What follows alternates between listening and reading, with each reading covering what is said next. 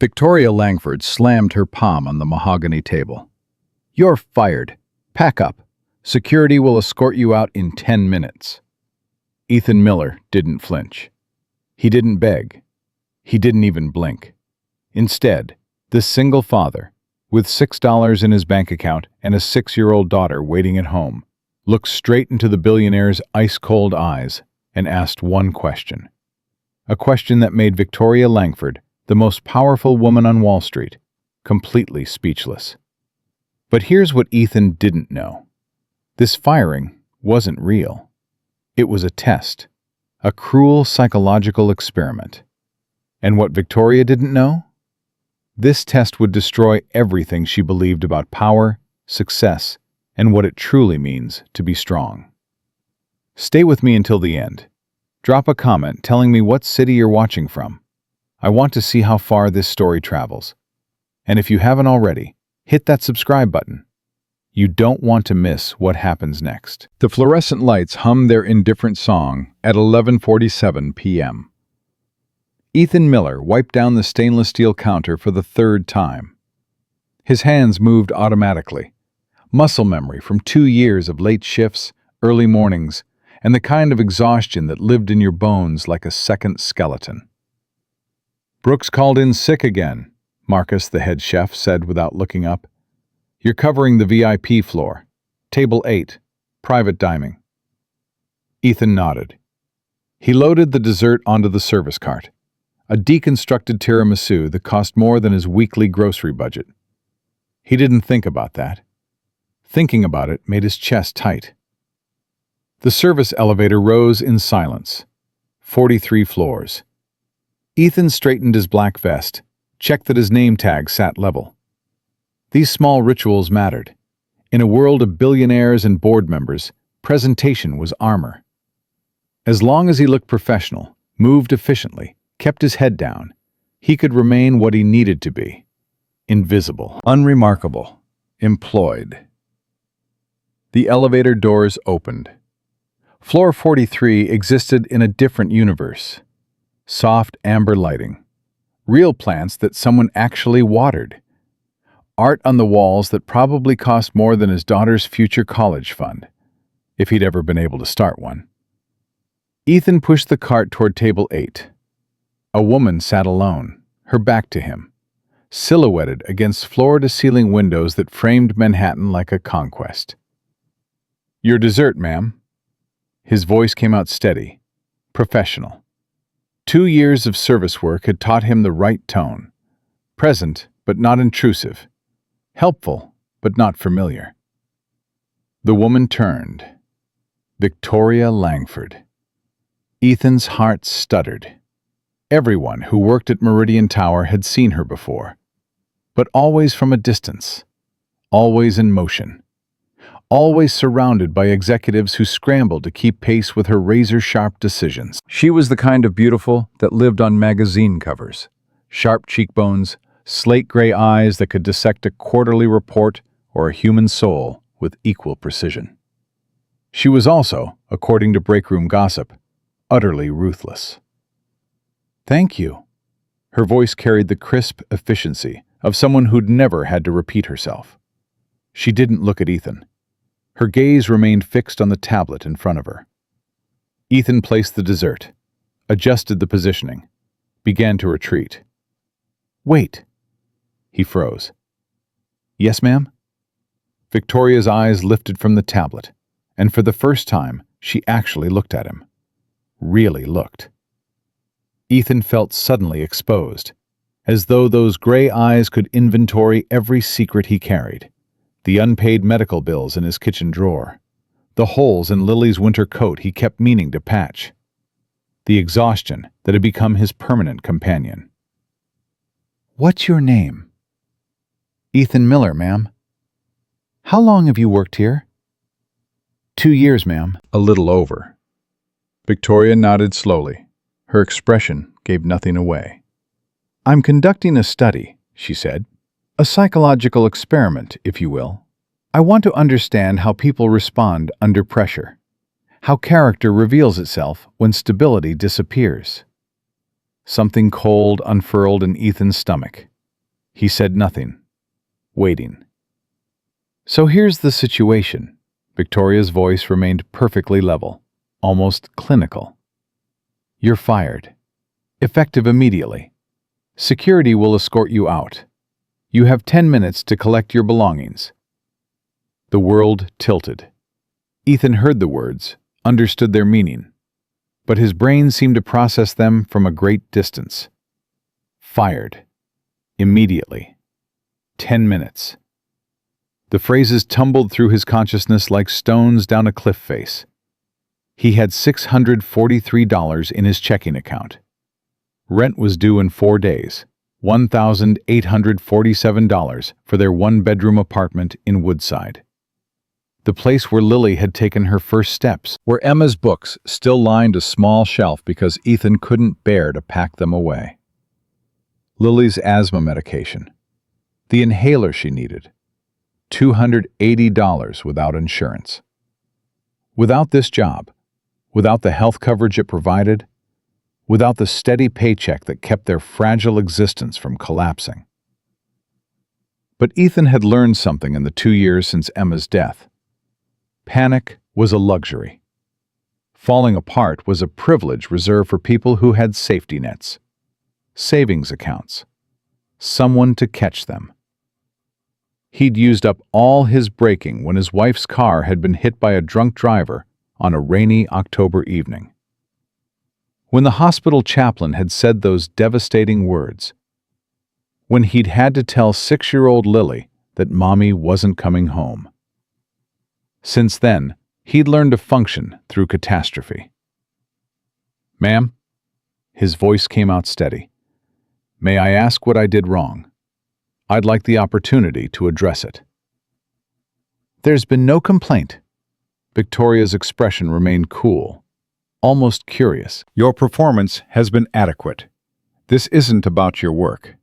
It's about observing authentic human behavior under duress." Something flickered in Ethan's chest. Not anger exactly, but something close to it. She was testing him. Using his life, his stability, his ability to feed and house his daughter as variables in some psychological experiment. To her, this was interesting. To him, it was oxygen. "I understand." The words felt like swallowing glass. "If this is truly my termination, I have one request." Victoria tilted her head slightly. "Go on." "Please don't tell my daughter." Ethan's throat tightened, but he pushed through. "When I get home tonight, I'll handle this. I'll figure something out. But Lily, she's 6 years old. She's already lost her mother." He stopped, swallowed hard. "She worries about me, about us, more than a child should. So if this is real, if I'm truly being let go, please just give me the chance to find a solution before she knows anything's wrong." Silence. Heavy and strange. For the first time since Ethan had entered the alcove, Victoria's expression shifted. Something flickered behind those gray eyes. Surprise, perhaps, or recognition of something she hadn't expected to encounter. Her hand, resting on the table, slowly curled into a loose fist. Her jaw tightened almost imperceptibly. When she finally spoke, her voice had lost some of its clinical precision. "You have a daughter?" "Yes, ma'am." "And no other family?" "No, ma'am. It's just the two of us." Victoria stood abruptly. The movement was sharp enough that Ethan instinctively took a small step back. She crossed to the window, her silhouette rigid against the city lights. For several long moments, she said nothing, just stared out at the Manhattan skyline, as though the buildings might offer answers to questions she hadn't asked aloud. When she turned back, her expression had shifted into something Ethan couldn't quite read. Not softer exactly, but less certain, less controlled. "You're not fired, Mr. Miller." The relief that flooded through Ethan's body was so intense it felt almost painful. His knees went slightly weak. He had to consciously lock them to stay upright. "Thank you, ma'am. It was a test." Victoria's voice had gone quiet. "A psychological experiment to observe how individuals respond to sudden, severe stress. I've been conducting these tests with various employees to gather data on authentic human behavior." She paused. "Your response was unexpected." Ethan said nothing. His heart was still hammering, adrenaline still coursing through his system like an electrical current. "Most people," Victoria continued, "when faced with unexpected termination, respond with anger, demands for explanation, threats of legal action, appeals to fairness or length of service." Her eyes fixed on him with uncomfortable intensity. "You didn't beg. You didn't protest your competence. Your first concern was protecting your daughter from knowledge of a crisis." "She's already been through enough," Ethan said quietly. "Your wife? How long ago?" 2 years. Car accident." Victoria nodded slowly, and something in her expression suggested she was recalculating, reassessing. "I apologize for the distress this experiment caused. That was not my intention." She stopped. "Or rather, it was precisely my intention. But I'm beginning to question the ethics of my methodology." Ethan wanted to say that it was fine, that he understood, that no permanent harm had been done. But the words stuck in his throat. Because it wasn't fine. For 3 minutes, he'd stood in front of this woman and watched his entire life collapse. For 3 minutes, he'd calculated how many days of Lily's medication they could afford, which bills could be delayed, whether his pride would survive asking his former co-workers for loans. "May I go, ma'am?" His voice came out more strained than he'd intended. "Yes." Victoria's expression had gone unreadable again. "And Mr. Miller," he paused at the edge of the alcove. "Thank you for your honesty. It's a rare quality." Ethan nodded, gripped the service cart's handle with hands that trembled slightly, and pushed it back toward the elevator. He didn't run, that would have been unprofessional, but his pace was faster than usual, his movements less controlled. Victoria Langford stood at the window of her private alcove long after Ethan Miller had gone. One hand pressed against the glass as though testing whether the barrier was real. Something had cracked inside her chest when he'd asked her not to tell his daughter. Some carefully constructed wall she'd spent 34 years building, brick by brick, taught by a father who believed that emotion was weakness and attachment was vulnerability, had developed a fissure. She'd conducted 17 of these psychological experiments over the past 6 months, testing employees across different departments and hierarchy levels. The pattern had been consistent: anger, protest, appeals to fairness, occasionally tears, predictable emotional responses that confirmed her father's teachings about human nature. But Ethan Miller had done something different. He'd thought about someone else first. Victoria pulled up his employment file on her tablet. The information was sparse. Hired 2 years ago, night shift kitchen staff. Adequate performance reviews. No disciplinary issues. Current salary, $42,000 annually. Single. 1 dependent. She did the math automatically. After taxes, rent in Queens, childcare, basic living expenses for 2 people. He was surviving on nothing, less than nothing. And yet, when faced with losing even that fragile stability, his first thought had been protecting his daughter from worry. Victoria's phone buzzed. Her assistant. "Board meeting moved to 8 a.m. tomorrow. Mr. Chen needs the Henderson acquisition analysis by midnight." She typed a response, closed the file on Ethan Miller, returned her attention to the work that never ended. But something had shifted. Some assumption she'd held about the world, about people, about what mattered, had been quietly undermined. 43 floors below, Ethan stepped out of Meridian Tower into the November cold. His shift ended at midnight. That gave him 6 hours of sleep before he had to get Lily ready for school, then crash for another 3 hours before his evening shift started again at 4. The subway ride to Queens passed in a blur of exhaustion and residual adrenaline. Ethan stared at his reflection in the dark window, watched the tunnel light strobe across his face. "You're not fired." The words played on repeat in his mind, a prayer he hadn't known he'd been saying. He climbed the 3 flights to their apartment, unlocked the door as quietly as possible.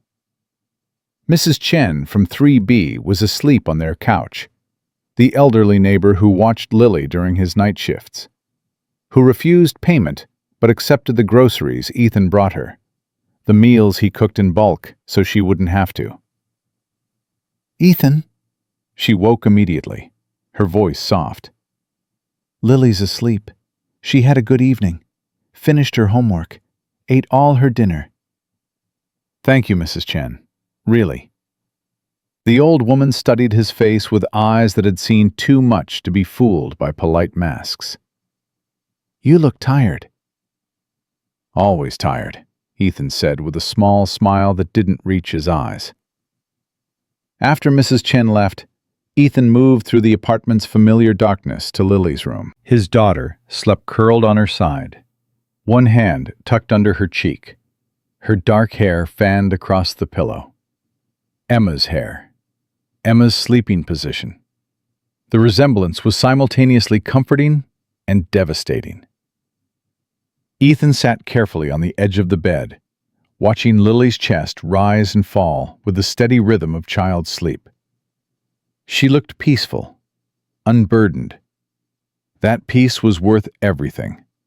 Worth the exhaustion, the anxiety, the 20-hour days, the constant calculation of pennies and priorities. "I've got you, baby girl," he whispered. "I promise. I've got you."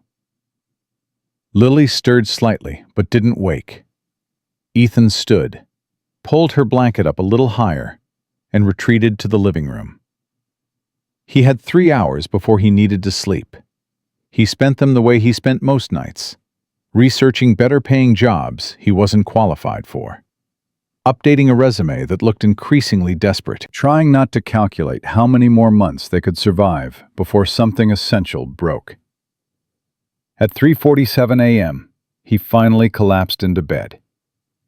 At 6:30 a.m., his alarm shrieked him back to consciousness. The cycle continued. Victoria Langford couldn't sleep. She stood at the window of her Tribeca penthouse, 6,000 square feet of designer emptiness, and stared down at the city. "Please don't let my daughter know." The words echoed in her mind. She'd heard begging before, threats, tears, desperate appeals to her humanity.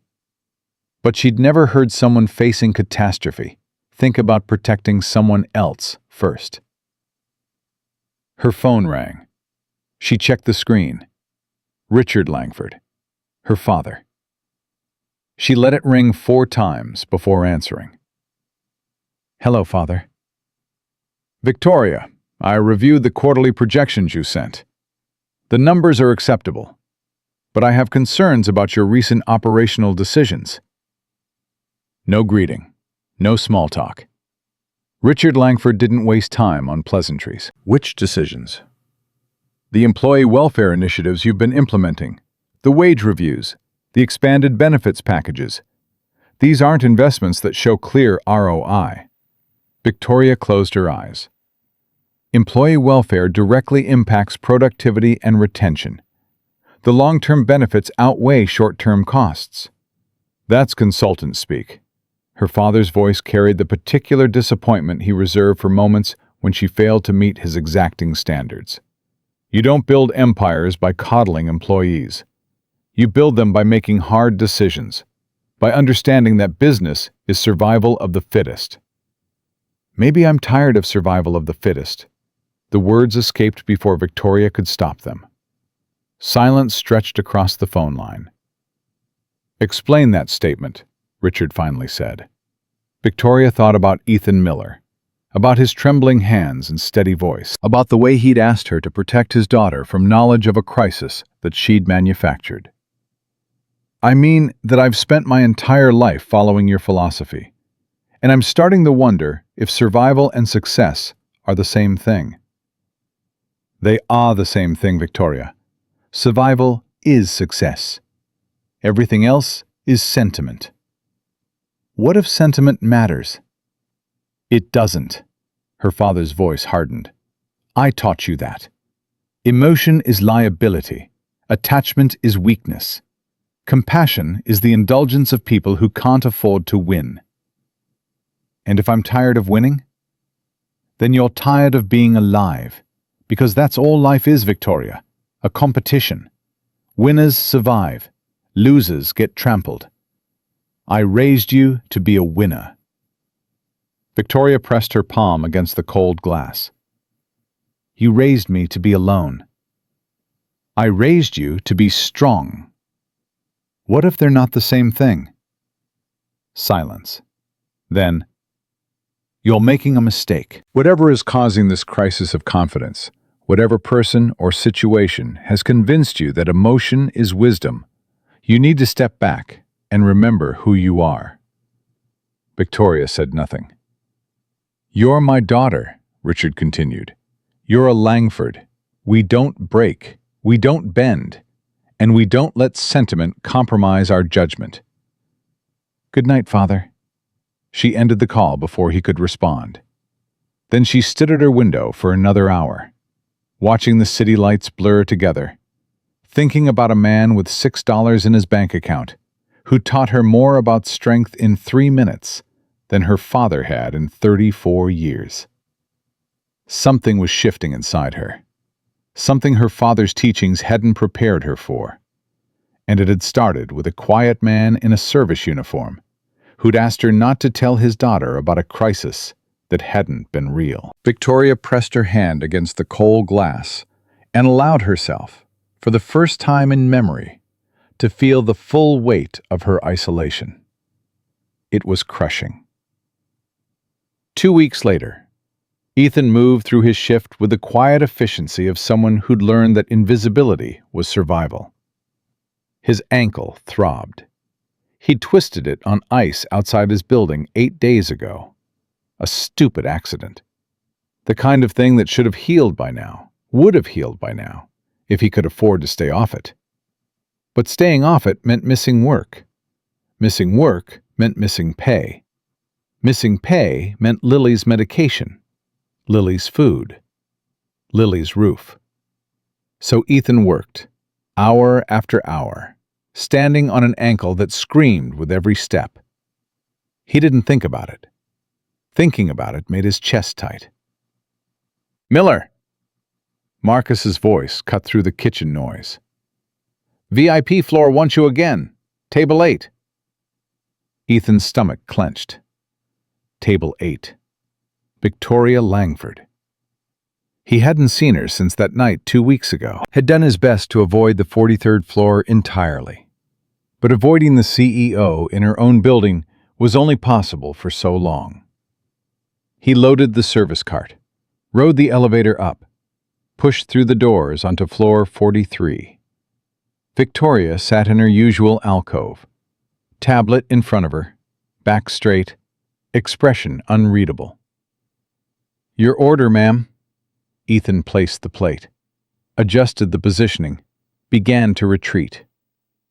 "Wait," his heart stuttered. "Yes, ma'am?" "You're limping." Ethan stopped. "Ma'am?" "Your left leg. You're favoring it. What happened?"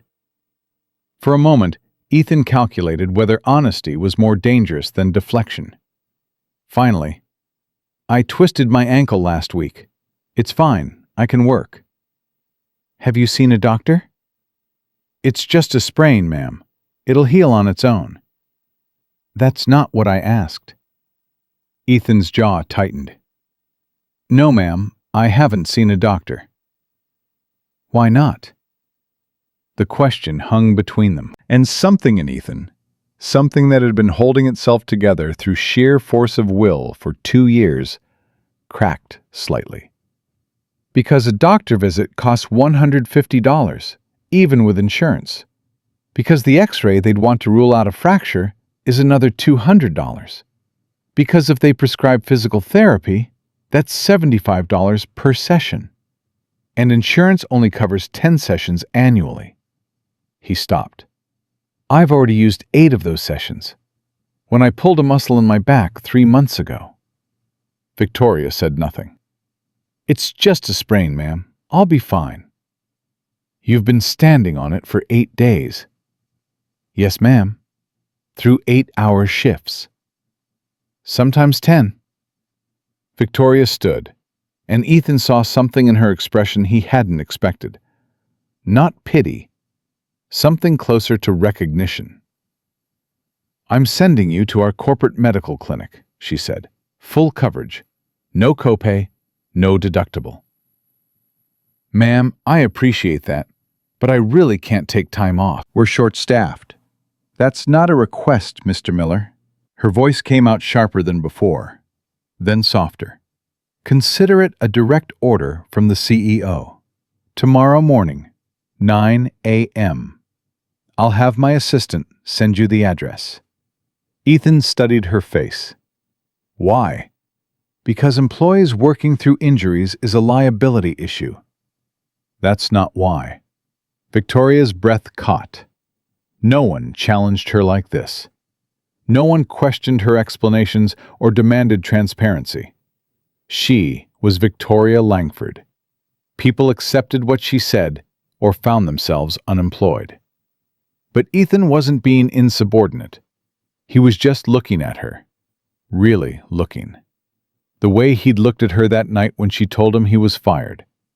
When his entire world was collapsing. But he'd still had enough presence of mind to think about his daughter first. No, Victoria admitted quietly. That's not why.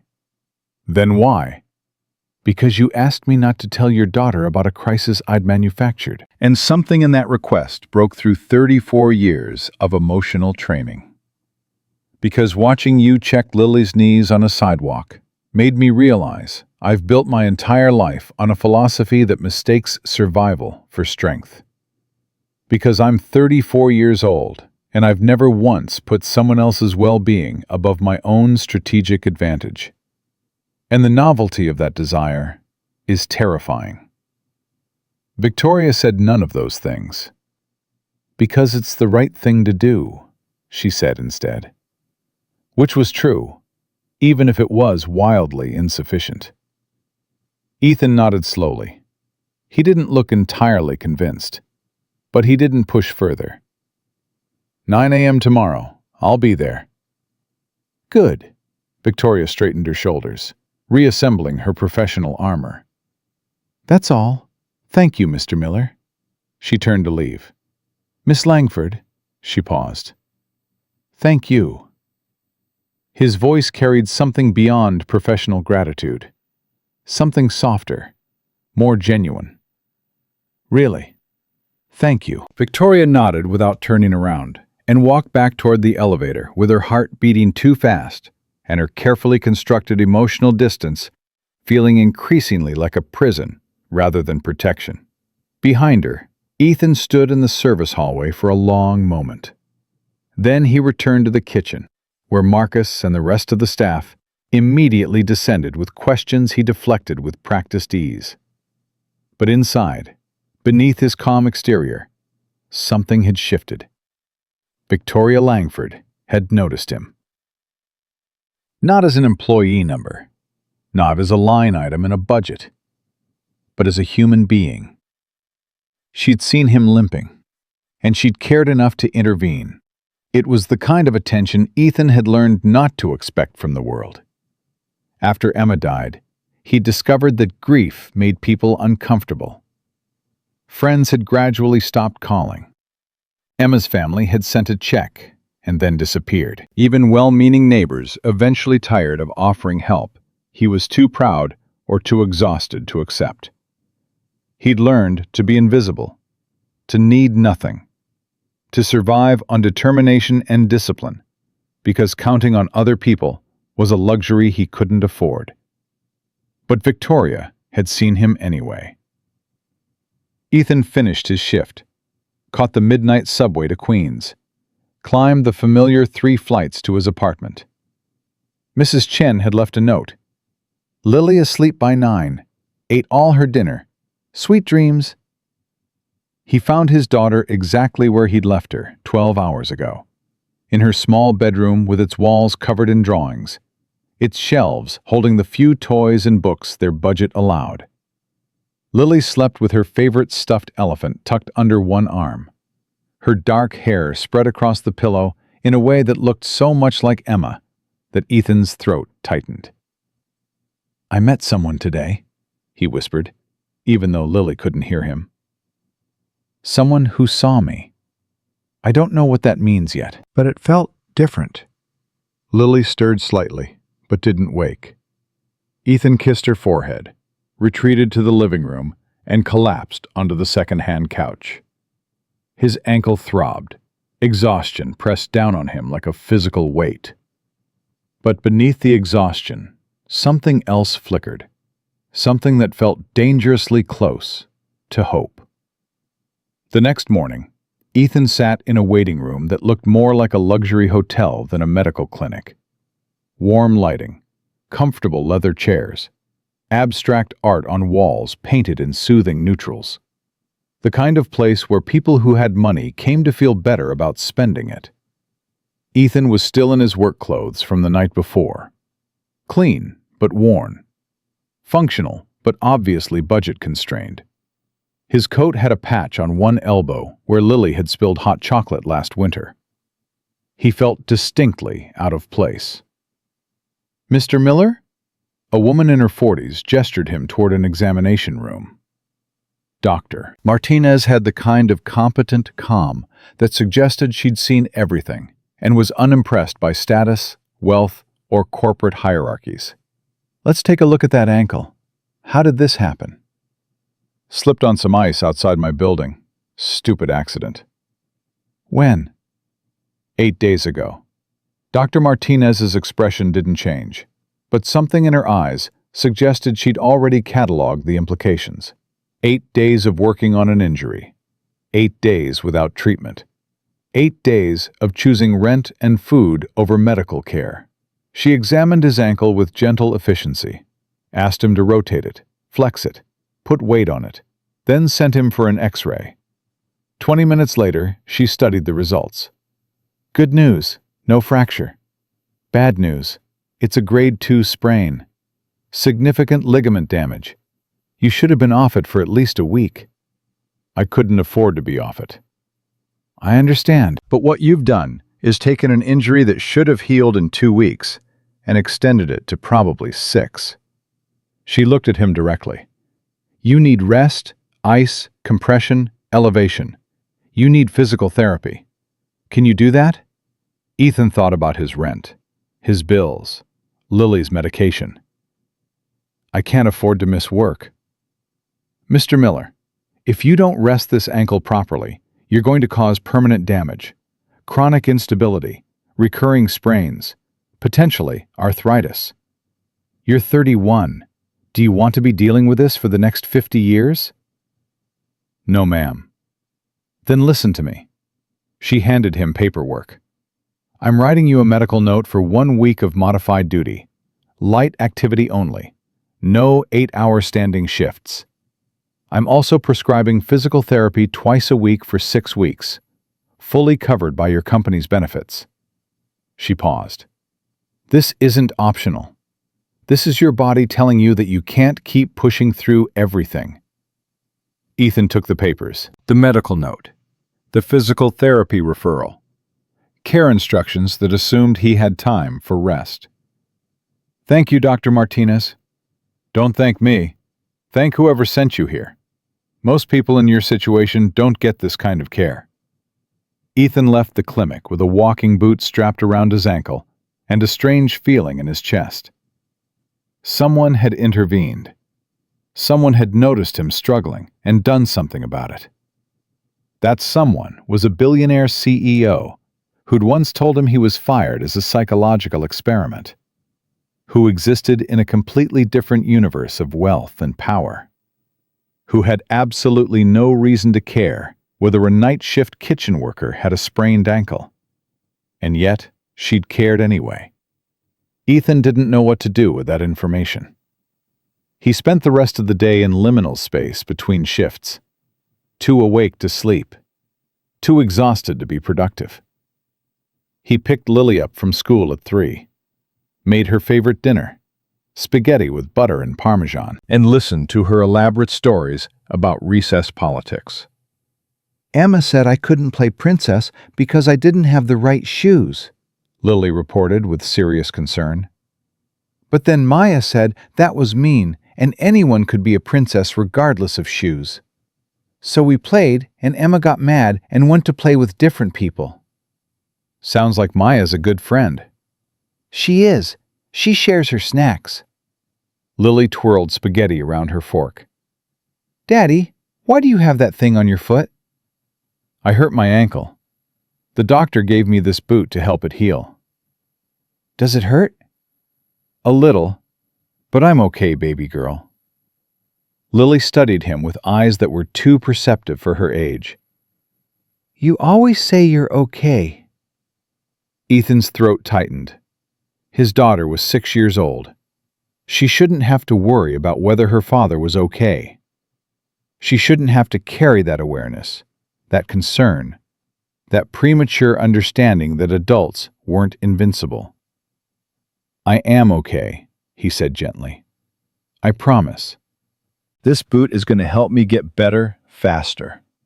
Lily seemed to accept this, but Ethan saw the way she watched him throughout dinner, the small furrow between her eyebrows, the way she stayed extra close during their nightly reading ritual. She'd lost her mother. Of course she was worried about losing her father, too. Hey, Ethan pulled her close, kissing the top of her head. I'm not going anywhere, Lily. I promise. I've got you, and you've got me, and we're going to be just fine. Forever? Forever. That night, after Lily was asleep, Ethan sat at their small kitchen table with the medical paperwork spread in front of him. He thought about Victoria Langford standing in that service hallway, asking why he hadn't seen a doctor, cutting through his deflection with uncomfortable directness. He thought about the way she'd looked at him, not with pity exactly, but with something that felt like recognition, as though she understood what it meant to push through pain because stopping wasn't an option. Ethan didn't know what to do with that either. He'd spent 2 years being invisible. Invisibility felt dangerous. It meant people noticed when you struggled. It meant vulnerability. It meant the possibility of disappointment when they inevitably stopped caring. But it also meant, for the first time since Emma died, that he wasn't entirely alone. And that terrified him almost as much as it comforted him. Victoria couldn't stop thinking about Ethan Miller. It was irrational. She'd conducted the psychological experiment, gathered her data, should have moved on. But something about his response had lodged itself in her consciousness, like a splinter she couldn't extract. She began noticing him during her occasional late-night tours of the building. Meridian Tower was her empire, 30 floors of financial power she'd built through ruthless efficiency and strategic brilliance. Her father had taught her young. Emotion was liability. Attachment was weakness. Compassion was the indulgence of people who couldn't afford to win. "You want to be successful, Victoria?" he'd said when she was 12, watching her cry over a hamster that had died. "Then understand this. Everything dies. Everything leaves. The only thing you can trust is your own strength, your own mind, your own ability to survive alone." She'd internalized those lessons completely. At Harvard Business School, while her classmates formed study groups and friendships, Victoria had worked alone. In her 20s, While her peers dated and married, she'd built her first company. By 30, she'd sold it for 9 figures. By 33, she'd taken over Meridian Capital and tripled its value. Success, exactly as her father had promised. But lately, especially since the night with Ethan Miller, Victoria had started wondering whether success and survival were the same thing. She found herself observing him during those late-night building tours. He moved through the kitchen with quiet efficiency, never wasting motion, never drawing attention. Always the first to arrive for his shift and the last to leave. He never complained, never gossiped with the other kitchen staff, never took unauthorized breaks. And he was exhausted. Victoria could see it in the way his shoulders sagged when he thought no one was watching, in the shadows under his eyes, in the careful way he moved, as though his body was held together by willpower rather than actual energy. One Thursday evening, she made a decision that surprised even herself. "Thompson," she called her personal assistant, "I want a full background check on one of our kitchen staff. Ethan Miller. Employment history, financial situation, personal circumstances. Everything." "Of course, Miss Langford. May I ask the purpose?" "Research. I'm evaluating employee welfare protocols." The report arrived the next morning. Victoria read it in her office, coffee growing cold beside her keyboard. The details painted a picture she'd already half assembled. Ethan Miller, 31, widowed at 29. Wife Emma Miller, killed by a drunk driver. One daughter, Lily Miller, age 6. Current residence, 1-bedroom apartment in Woodside, Queens. Annual income, $42,000. Debt, $47,000 in medical bills from his wife's accident. Currently in a payment plan of $200 monthly. Savings, less than $1,000. The man was drowning, and he'd been doing it so quietly that no one had noticed. Victoria closed the file and sat back in her chair. What was she supposed to do with this information? She wasn't a charity. Meridian Capital succeeded because she made hard decisions, because she prioritized efficiency over sentiment, because she understood that business was survival of the fittest. But Ethan's voice kept echoing in her memory. "Please don't tell my daughter." That weekend, Victoria did something she almost never did. She left work before midnight. She drove to Queens, not in her usual town car with driver, but in her personal Tesla, following GPS directions to an address she'd memorized from Ethan's file. The neighborhood was working class, tired-looking buildings that had seen better decades. Children played on a small, cracked playground. A bodega on the corner advertised "WIC accepted." This was a world Victoria had studied in economics textbooks, but never actually inhabited. She sat in her car across from Ethan's building, feeling increasingly foolish. What was she doing here? What had she expected to accomplish? Then the building door opened, and Ethan emerged with a small girl. Lily. Victoria's breath caught. The child was tiny, dark-haired with her father's gentle features. She wore a puffy coat that was slightly too large, probably purchased with room to grow, and bright purple boots. She was talking animatedly, her small hands gesturing as she told some elaborate story.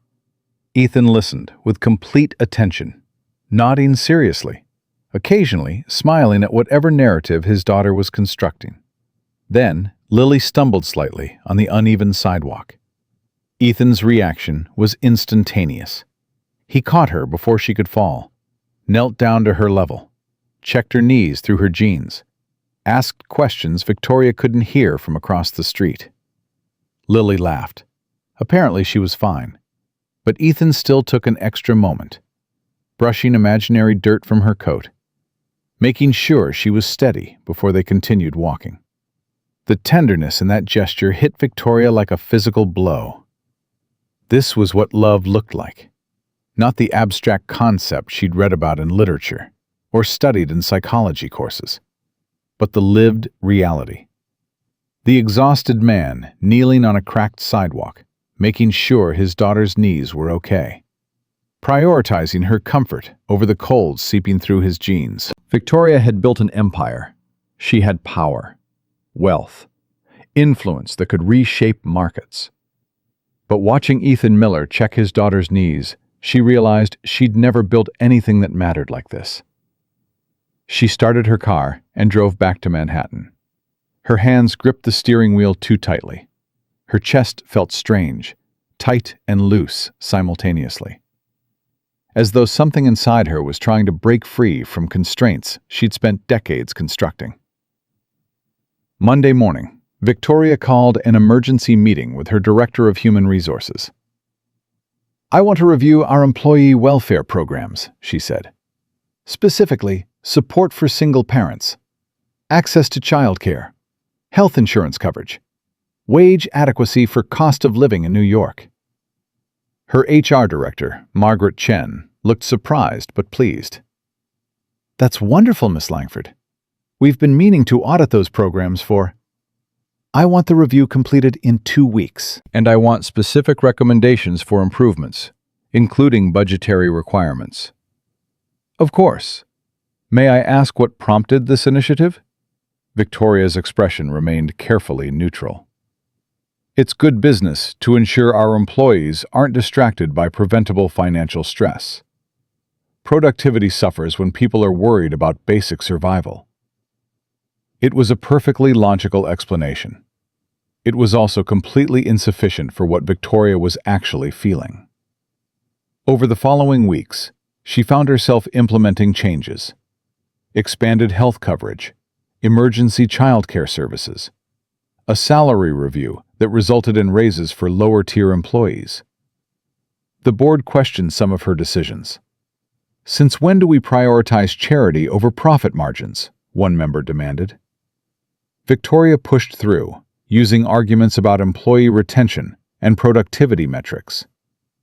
She didn't mention that she'd started calculating whether Ethan's raise would cover his daughter's medication. She didn't mention that she watched the kitchen staff roster obsessively, noting when Ethan called in sick twice in 3 months, tracking his consistent overtime, his perfect attendance record. She definitely didn't mention that she'd started manufacturing excuses to visit the 43rd floor dining room on evenings when his shift overlapped with her late-night work sessions.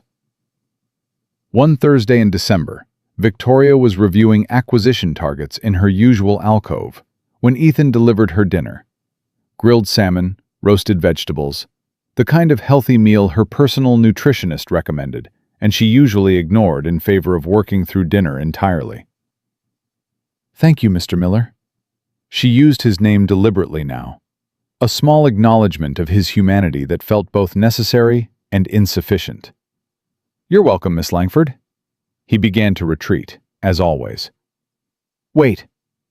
The word escaped before Victoria had consciously decided to speak. Ethan turned back, polite inquiry in his expression. "How is—" Victoria stopped, recalibrated. This was too personal, too revealing. "How are you finding the recent policy changes? The health insurance expansion? The new scheduling flexibility?" Something flickered in Ethan's expression. Surprise, maybe, that she'd even noticed such details. "They've been helpful, ma'am. Very helpful." "Good," Victoria nodded. "That's the goal. Employee welfare directly impacts productivity and retention." Another perfectly logical explanation. Ethan hesitated. For a moment, Victoria thought he might say something more. But then he simply nodded. "Enjoy your meal, ma'am," and left. Victoria stared at the salmon, no longer hungry. What was she doing? What was this strange pull she felt toward a man she barely knew?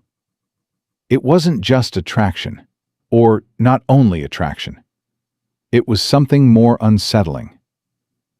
Recognition. As though Ethan Miller's quiet dignity, his exhausted devotion to his daughter, his refusal to break under pressure, had exposed something Victoria had spent her entire life avoiding.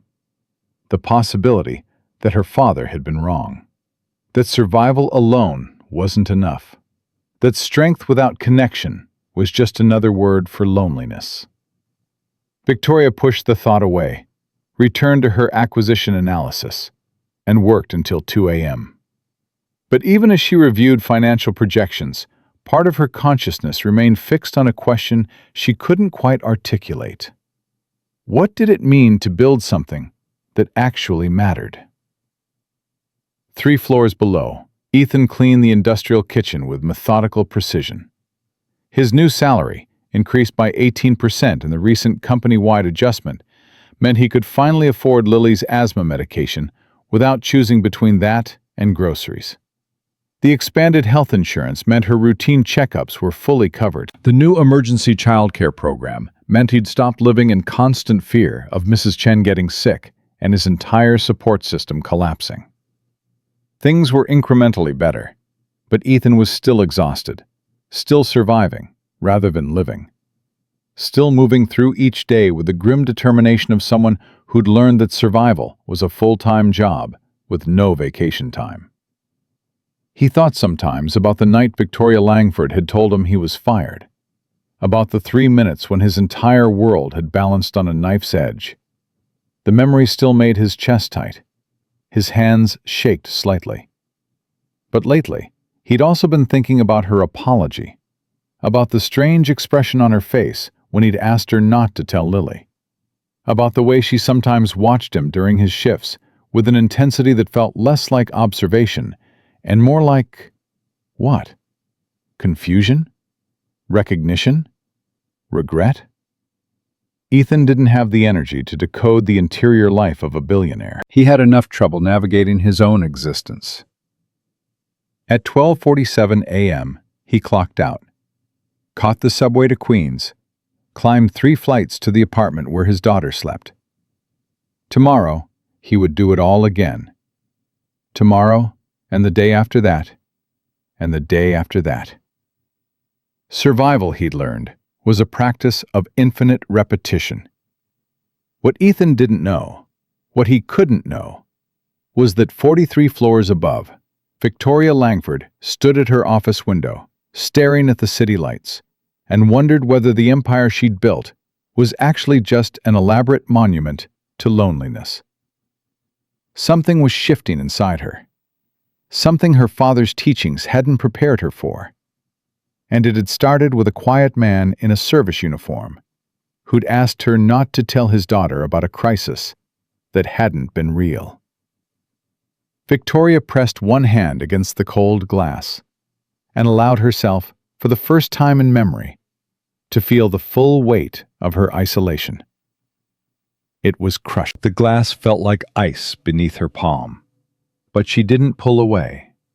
Below, Manhattan glittered with the kind of beauty that money could buy, but never truly possess. A billion points of light marking lives she'd never touch. Stories she'd never know. Connections she'd systematically avoided for 34 years. Her phone buzzed. Another acquisition alert. Another opportunity to expand her empire. Victoria silenced it without looking. Something had broken inside her the night she'd told Ethan Miller he was fired. Or maybe something had finally started working. Some mechanism her father had carefully disabled. Some capacity for feeling that she'd believed was weakness, but was beginning to suspect might be the only thing that made life bearable. She drove home to her penthouse in Tribeca, rode the private elevator to the 30th floor, and entered 6,000 square feet of designer emptiness. The space had been featured in Architectural Digest. Floor-to-ceiling windows, minimalist furniture, art that appreciated in value while she slept. Everything curated, nothing personal, all of it screaming success, in the particular language of people who'd convinced themselves that loneliness was just another word for independence. Victoria poured herself 2 fingers of scotch, 18-year-old single malt that cost more than Ethan's weekly salary, and stood at her own window. looking down at a different angle of the same indifferent city. Her father would have been disgusted by what she was feeling. Richard Langford had built his fortune on the principle that sentiment was suicide, that successful people understood the fundamental truth: you were born alone, you died alone, and everything in between was just elaborate pretending. "The world doesn't care about your feelings, Victoria," he'd told her when she was 16, crying over a boy who dumped her before prom. "It cares about results. Winners survive because they understand that attachment is optional." She'd believed him completely, had structured her entire existence around that philosophy. And it had worked.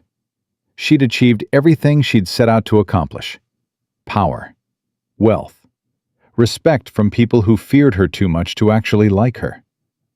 But watching Ethan Miller check his daughter's knees on a cracked sidewalk had revealed something her father had never mentioned. Maybe survival wasn't the same thing as living. Victoria finished her scotch, set the glass down with too much force, and made a decision. She was going to do something monumentally stupid. The next morning, she called Margaret Chen again. "I want a complete operational review of our facilities management," Victoria said. "Specifically the kitchen and service departments. I want to understand workflow efficiency, employee satisfaction metrics, and identify high-performing individuals who might benefit from advancement opportunities." Margaret's voice came through the speaker with barely concealed surprise. "Miss Langford, we've never conducted that kind of granular review for support staff positions. The turnover in those departments is relatively low, and the cost-benefit analysis—" "I'm not asking for an analysis, Margaret. I'm telling you to conduct the review." "Of course. Timeline?" 2 weeks. Victoria ended the call and sat back in her chair, her heart beating faster than the situation warranted. What was she doing? Creating elaborate corporate justifications to pay attention to one exhausted, single father? This was insane. This was the kind of decision-making that destroyed businesses and careers. But she couldn't seem to stop herself.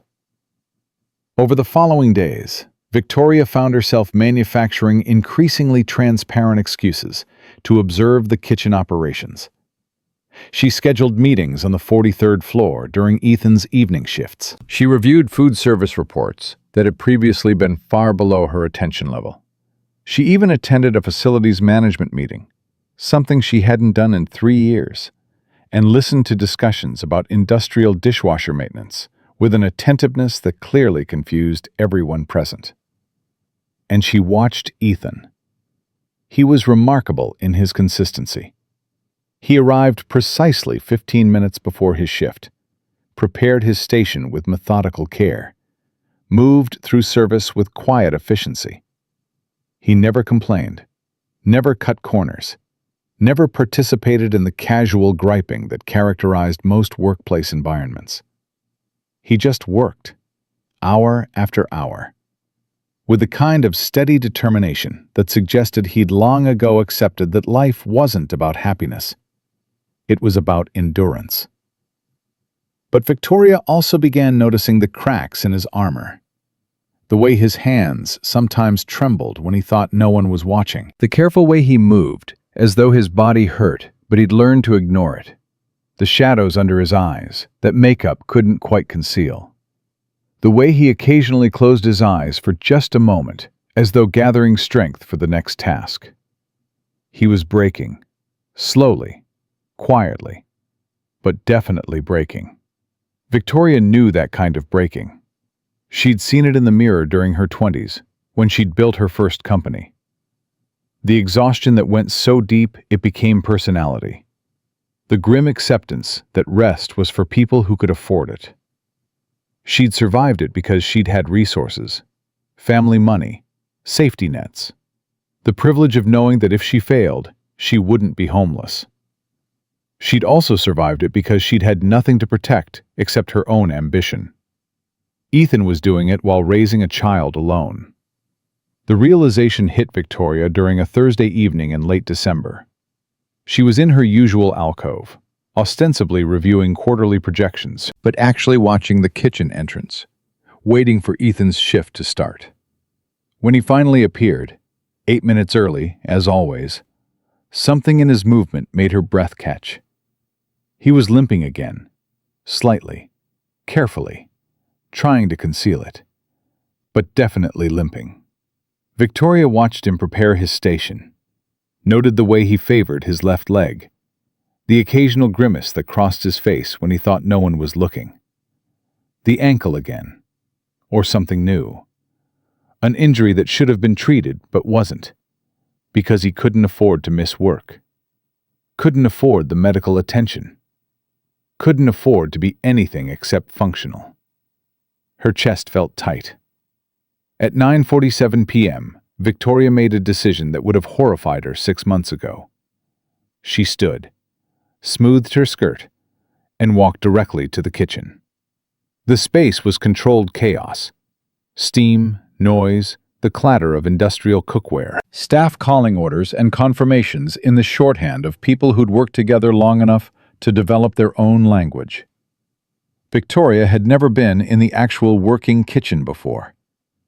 She existed on the other side of the service window, in the realm where food appeared perfectly plated, where the labor of its creation remained invisible. Ethan saw her first. His expression went carefully neutral. The practiced blankness of service workers who'd learned that visibility meant vulnerability. "Miss Langford, is something wrong with your order?" Every eye in the kitchen turned toward them. Conversations died. Even Marcus, the head chef, stopped mid-instruction to stare. Victoria felt suddenly, intensely out of place. This wasn't her territory. These weren't her people. She was the CEO, the distant authority figure, the name on policies and paychecks, but not part of the actual machinery that made the building function. "Nothing's wrong," she said, forcing her voice to remain level. Mr. Miller, could I speak with you privately for a moment? The silence in the kitchen became charged with speculation. Ethan's expression didn't shift, but something flickered in his eyes. Confusion, maybe, or concern. "Of course, ma'am. Marcus, I'll be back in 5 minutes." Marcus nodded slowly, his gaze moving between Victoria and Ethan with the kind of assessment that suggested he was already constructing a narrative for the break room gossip circuit. Victoria led Ethan out of the kitchen into a small service hallway, the kind of anonymous space that existed in every building, connecting the public-facing areas to the machinery that maintained them. Here, away from audiences, she could see the strain in Ethan's posture more clearly, the way he held his weight on his right leg, the tension in his shoulders. "Your ankle," Victoria said. "It's bothering you again."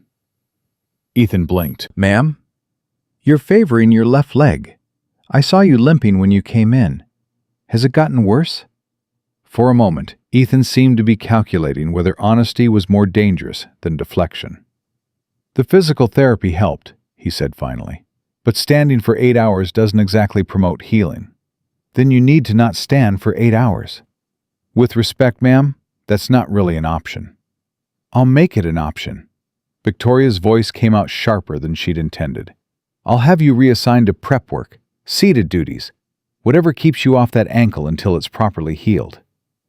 Ethan studied her face with that uncomfortable perceptiveness he seemed to possess. "Why do you keep doing this?" "Doing what?" "Noticing me, helping me, manufacturing reasons to intervene in my life." His voice wasn't accusatory, just genuinely confused. "I'm a kitchen worker, Miss Langford, one of thousands of employees in this building. There's no logical reason for you to care whether my ankle hurts." Victoria had no answer that wouldn't reveal too much. "Maybe logic isn't the only reason people do things. In my experience, it's the only reason people with power do things." The observation landed with uncomfortable accuracy. Victoria had built her entire career on logic, on strategy, on understanding that every action should serve a purpose, every relationship should provide advantage, Every decision should advance her position. But standing in this anonymous hallway with Ethan Miller, she found that logic had nothing useful to offer. "Maybe I'm trying to be different," she said quietly. "Maybe I'm tired of being the person I was trained to be." Ethan said nothing for a long moment. Then, slowly, he nodded. "I understand that feeling." Something passed between them, not quite understanding, but the recognition of shared exhaustion, shared loneliness, shared awareness that the lives they'd built weren't quite the lives they wanted. "I should get back to work," Ethan said finally. "Of course." He started to turn away, then paused. "Miss Langford?" "Yes?" "My daughter has been asking about you, about the nice lady who sent Daddy to the doctor. She wanted me to tell you, thank you." Victoria's throat tightened unexpectedly. "Tell her she's welcome." "I will." Ethan returned to the kitchen, and Victoria stood alone in the service hallway, her heart beating too fast, her carefully constructed emotional distance feeling more like a prison with every passing day. She was in dangerous territory now, caring about someone she shouldn't care about, feeling things she'd spent 34 years learning not to feel. Her father would tell her to stop, to retreat, to remember that attachment was weakness and isolation was strength. But watching Ethan Miller limp back to his station, knowing he'd worked through the pain because he couldn't afford not to, Victoria realized something that terrified her. She didn't want to stop. She wanted more. More connection, more recognition, more of whatever this strange, uncomfortable feeling was that made her chest tight and her mind race, and her carefully ordered life feel suddenly, profoundly insufficient. She wanted to matter to someone, not as a CEO, not as a source of policies and paychecks, but as a person. And somehow, impossibly, Ethan Miller had become the first person in years who made her feel like that might actually be possible. December brought the first major snowstorm of the season. Victoria was in her office at 8:47 p.m. when her phone rang. Not her direct line, the general facilities number that routed through the security desk. "Miss Langford, this is Frank at the front desk. We have a situation." Victoria's chest tightened. "What kind of situation?" "One of our kitchen staff, Ethan Miller. His daughter's school called. The after-school program closed early due to weather. But Mr. Miller didn't get the message. His phone died during his shift. The school can't reach him, and his childcare provider can't make it because of transit delays." Victoria was already reaching for her coat. "Where's Mr. Miller now?" "In the kitchen. He doesn't know yet. The school called our emergency contact number." "Tell him I'm on my way down. Tell him not to leave until I get there." She took the elevator down 43 floors, with her heart beating too fast. Ethan's daughter, alone at school. After-school staff probably trying to reach parents. Lily, frightened and confused. Ethan, working his shift completely unaware that his entire childcare infrastructure had collapsed. The kitchen was chaos when Victoria arrived. Steam, noise, Marcus calling orders while staff scrambled. Ethan stood at a prep station, carefully chopping vegetables with his back to the door. "Mr. Miller!" He turned, saw her, and something in his expression shifted immediately. "What's wrong?" "Your daughter's school called. The after-school program closed early due to weather.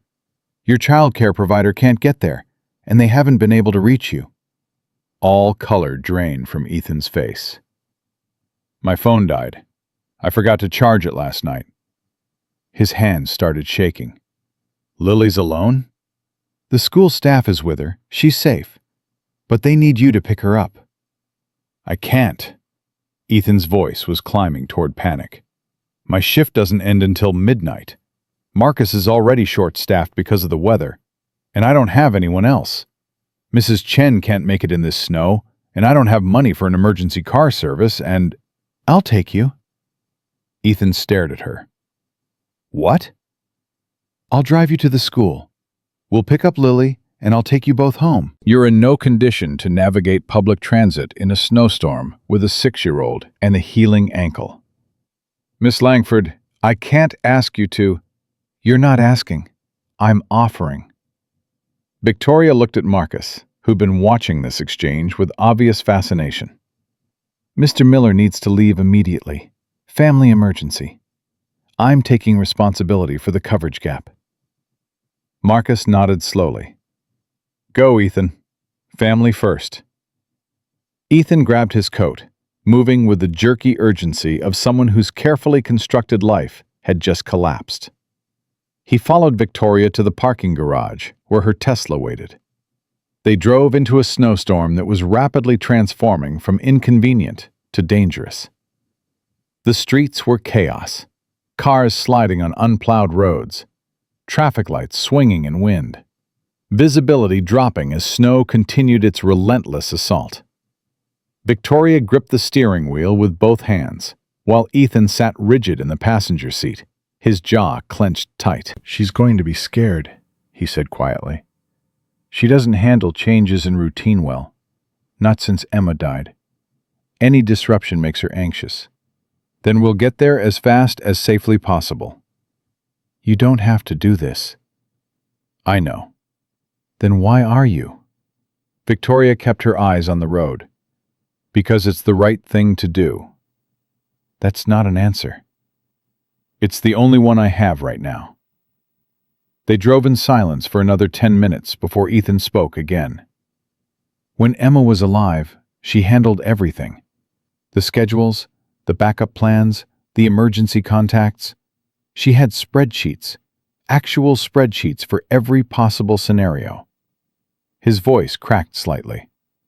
I used to tease her about it, called her the chief operating officer of our household. She sounds organized. She was prepared for everything except... He stopped, swallowed. I never learned how to do what she did. After she died, I just survived, day to day. No spreadsheets, no backup plans. Just hoping nothing would go wrong, because I had no margin for error. You've done more than survive, Ethan. You've kept Lily safe and loved for 2 years under impossible circumstances. Sometimes I wonder if that's enough. It's everything. The school was in Astoria, a tired-looking building with bright murals on the walls. Victoria pulled into the loading zone, and they hurried inside. A woman in her 50s waited in the front office. She looked tired and relieved in equal measure. Mr. Miller, thank goodness. Lily's been very brave, but she's been asking for you. I'm so sorry, Mrs. Patterson. My phone died and I didn't get the message. It's fine. Weather happens. She's in the library with Ms. Chen. They found Lily sitting at a small table, coloring with fierce concentration. She looked up when they entered, and her face transformed from carefully controlled calm to pure relief. Daddy! She launched herself at Ethan, who caught her and lifted her despite his ankle. She wrapped her arms around his neck and buried her face against his shoulder. Victoria watched them embrace and felt something twist in her chest. This was what love looked like, the visceral reality of it, the fierce protectiveness that made a man work through injuries and exhaustion, the bond that made a 6-year-old's entire world feel safe again just from being held. I'm sorry, baby girl, Ethan murmured into Lily's hair. I'm so sorry. My phone died, and I didn't know. I wasn't scared. Lily's voice was muffled against his shoulder. Miss Chen read me stories, and Mrs. Patterson gave me hot chocolate. But I missed you. I missed you too. Lily finally pulled back, looking at her father's face with that perceptiveness children develop when they've learned that adults aren't invincible. Are you okay, Daddy? I'm okay. I promise. Then Lily noticed Victoria standing near the door. Her eyes widened. Who's that? This is Miss Langford. She works at my job. She drove me here to pick you up. Lily studied Victoria with the unfiltered assessment of childhood. You're very pretty, like a princess, but with a suit instead of a dress. Victoria felt herself smile, despite the situation. Thank you. You're pretty too. And brave. Mrs. Patterson said you were very brave while you waited. I was a little scared, Lily admitted. But I remembered what Daddy always tells me. Scared is okay, but quitting isn't. So I just waited and did coloring. Ethan's eyes were suspiciously bright. He set Lily down carefully, helped her into her coat, and they headed back outside. The snow was falling heavier now, visibility down to maybe 50 feet. Lily climbed into the back seat of Victoria's Tesla, with the kind of wonder children reserve for experiencing something new. Daddy, this car is so fancy. It has screens everywhere. Buckle up, baby girl. The drive to Queens took 40 minutes through streets that should have taken 15. Victoria navigated carefully while Lily chattered from the back seat. Her earlier fear transformed into excitement about the adventure. Ethan sat quietly beside Victoria, one hand gripping the door handle. I'm sorry, he said quietly, voice low enough that Lily wouldn't hear. This isn't your responsibility. Stop apologizing. I shouldn't have put you in this position. You didn't put me in any position. Your childcare collapsed through no fault of yours. I offered help. That's what people do. Not in my experience. The words were said without self-pity, just observation, and Victoria felt their weight. Ethan Miller had learned that help wasn't guaranteed, that survival meant not counting on anyone, that asking for assistance was dangerous because disappointment hurt worse than managing alone. Then your experience has been inadequate, Victoria said. They arrived at Ethan's building. Victoria pulled up to the front entrance. Ethan unbuckled, then opened the back door to help Lily out. Can you say thank you to Miss Langford? Thank you very much for driving us in the snowstorm, Lily said with careful enunciation. You're very nice. Daddy says nice people are rare treasures, so you must be a treasure. Victoria's throat tightened unexpectedly. You're welcome, Lily. Take care of your dad. I always do. Ethan met Victoria's eyes over the car roof. Thank you, really, for everything. The medical care, the modified duty, this. I don't know how to repay you. You don't repay kindness, Ethan. You just accept it. And maybe someday you pass it forward to someone else who needs it. He nodded, then led Lily toward the building entrance, his walking boot creating uneven tracks in the fresh snow. Victoria watched them disappear inside, then sat in her car for a long moment. Engine running, heat blasting, snow accumulating on her windshield. Something fundamental had shifted. She'd driven through a snowstorm to rescue a scared 6-year-old, and it hadn't felt weak. It had felt like the strongest thing Victoria had ever done. She wanted more of it, more connection, more meaning, more of whatever this was that made her chest feel both tight and expansive simultaneously. Victoria drove home through snow that showed no signs of stopping.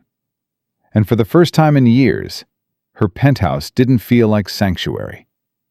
It felt like exactly what it was: expensive, empty space that reflected success, but contained no actual life. 2 days later, Victoria's phone buzzed with a text from an unknown number. Miss Langford, this is Ethan Miller. I'm sorry to contact you directly. Security gave me your number for emergencies. My daughter is asking if the nice princess lady would like to have dinner with us, to say thank you for the snowstorm rescue. I told her you're very busy, but Lily is quite insistent. No pressure to say yes. I understand if this crosses professional boundaries. Victoria stared at the message for a long moment. Lily had called her a princess. Lily wanted to say thank you. Ethan was giving her an out, acknowledging the professional boundary issue, making it easy to decline. She typed, "I would be honored." "When?" The response came quickly. "Tonight? 6 p.m.? I know it's short notice. Lily insisted I ask right away before you got too busy. Our address is 4715 39th Avenue, apartment 3C. I'll be there." Victoria set her phone down.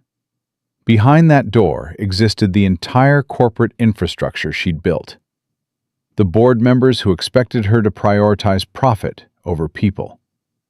The father who believed she was making a catastrophic mistake. On this side of the door sat a woman who'd spent 3 decades perfecting emotional distance and was now accepting a dinner invitation from a man she barely knew and his 6-year-old daughter.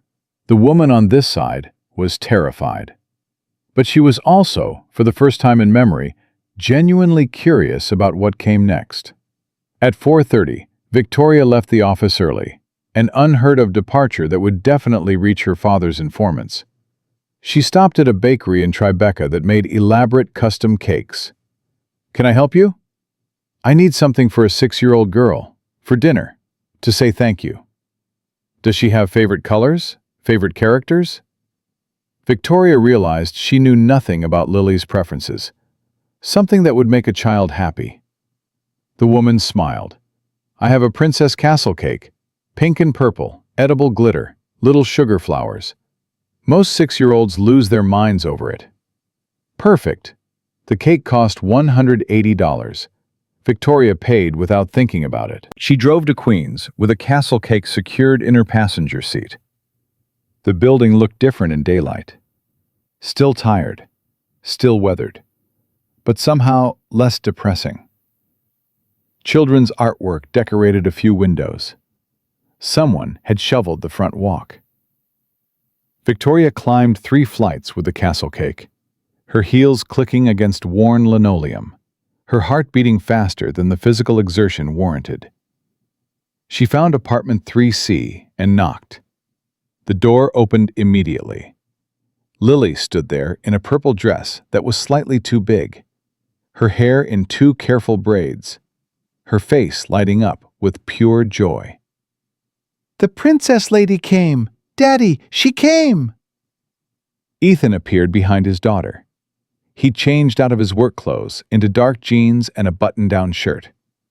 His hair was damp from a recent shower.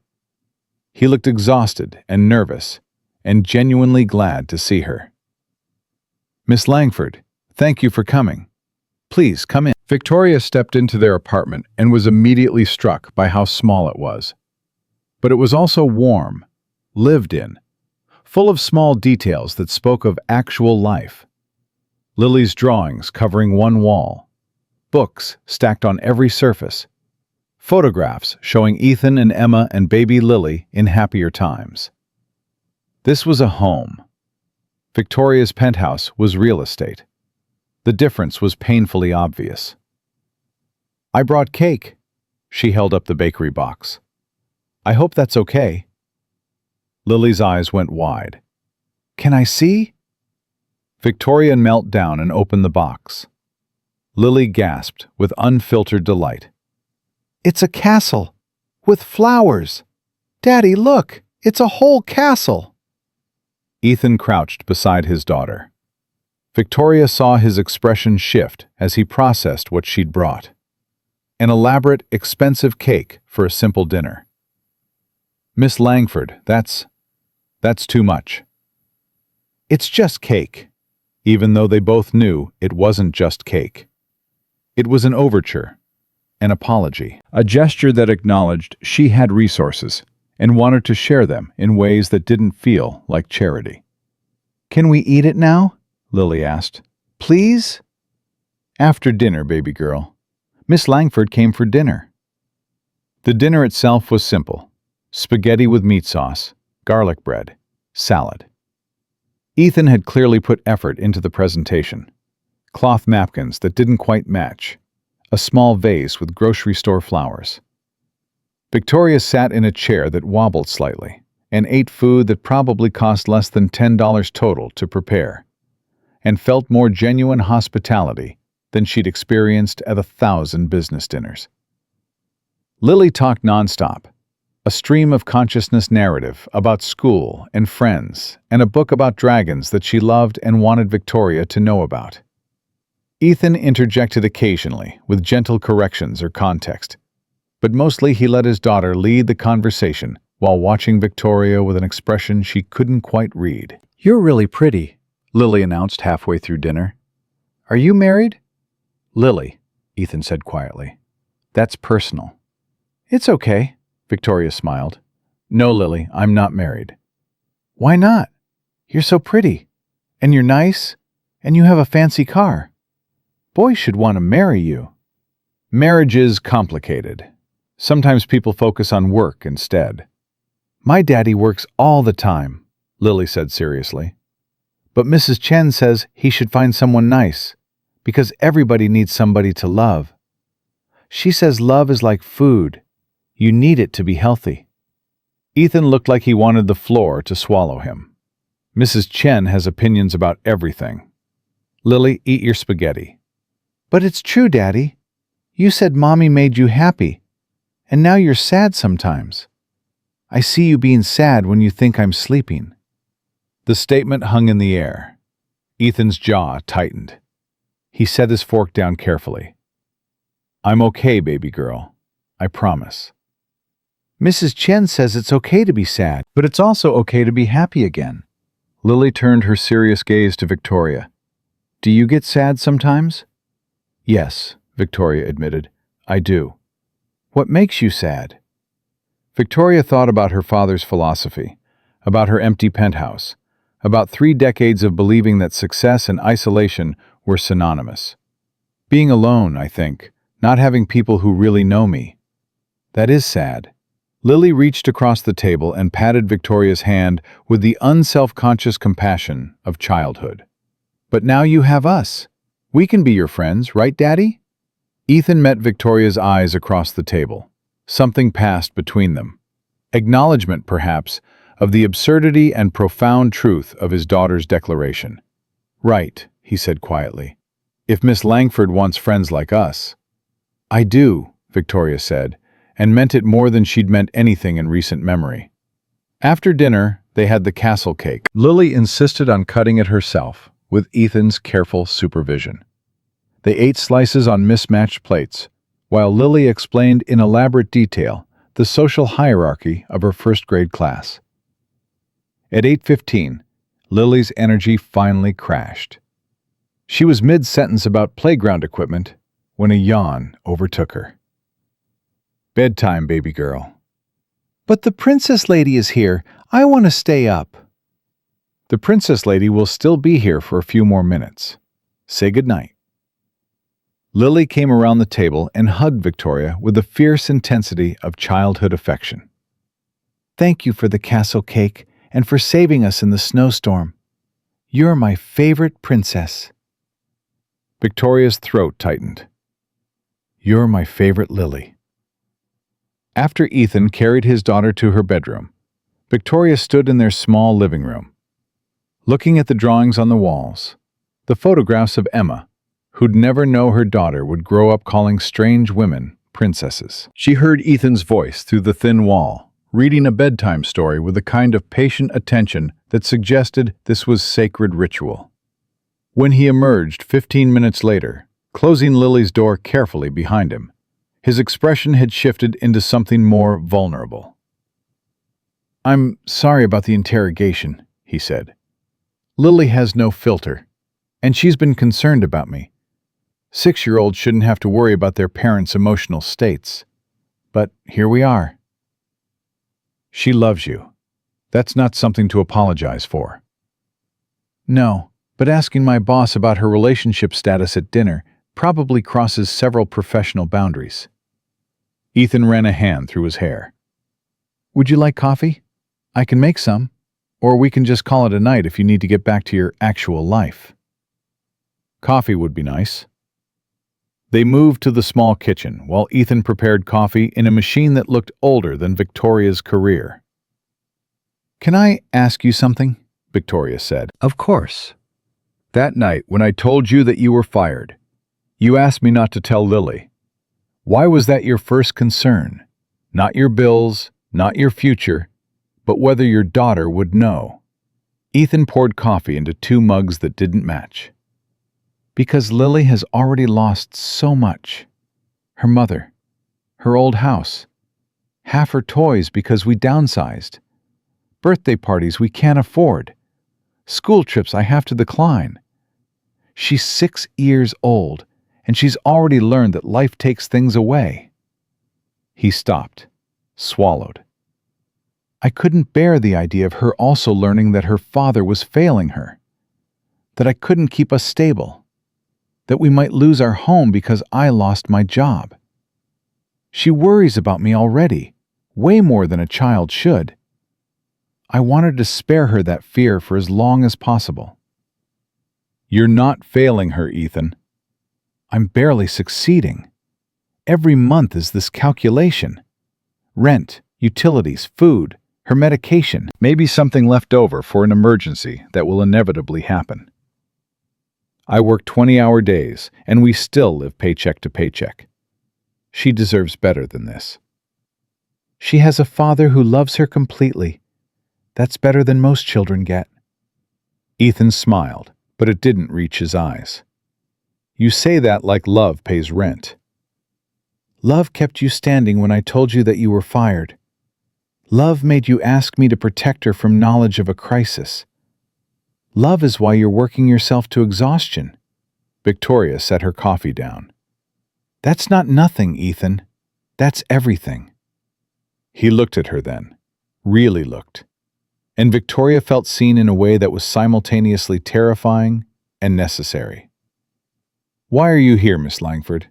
And please, a real answer, not corporate responsibility or employee welfare. Why did you drive through a snowstorm to help me? Why did you come to dinner tonight? Why do you care about a kitchen worker you barely know? Victoria could deflect. She could retreat behind professional boundaries and strategic justifications. But standing in Ethan Miller's small kitchen, drinking coffee from a mismatched mug, watching this man who'd survived grief and exhaustion and still managed to raise a daughter who believed in princesses, she found she couldn't lie. Because you asked me not to tell your daughter about a crisis I'd manufactured. And something in that request broke through 34 years of emotional training. Because watching you check Lily's knees on a sidewalk made me realize I've built my entire life on a philosophy that mistakes survival for strength. Because my father raised me to believe that attachment was weakness. And you're living proof that attachment is the only thing that makes life bearable. The silence that followed felt heavy, charged with implications neither of them was quite ready to name.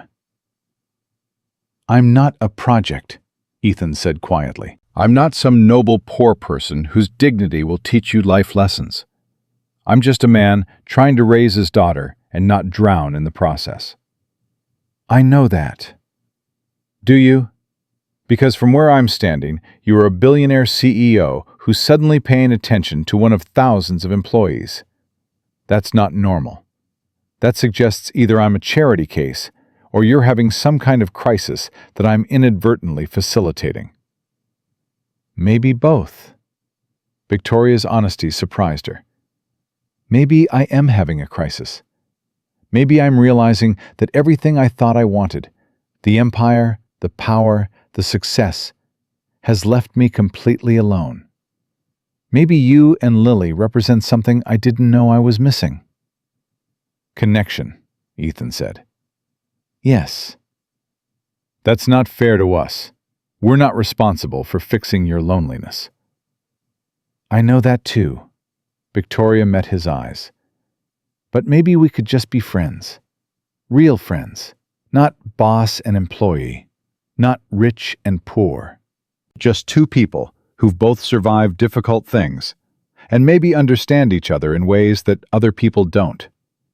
Ethan studied her face for a long moment. Then, slowly, he smiled. A real smile that actually reached his eyes. Friends who occasionally rescue each other in snowstorms and share castle cakes. That's a very specific kind of friendship. I've never done friendship before, Victoria admitted. I might be terrible at it. Well, I've been too exhausted for friendship for 2 years. So we'll figure it out together.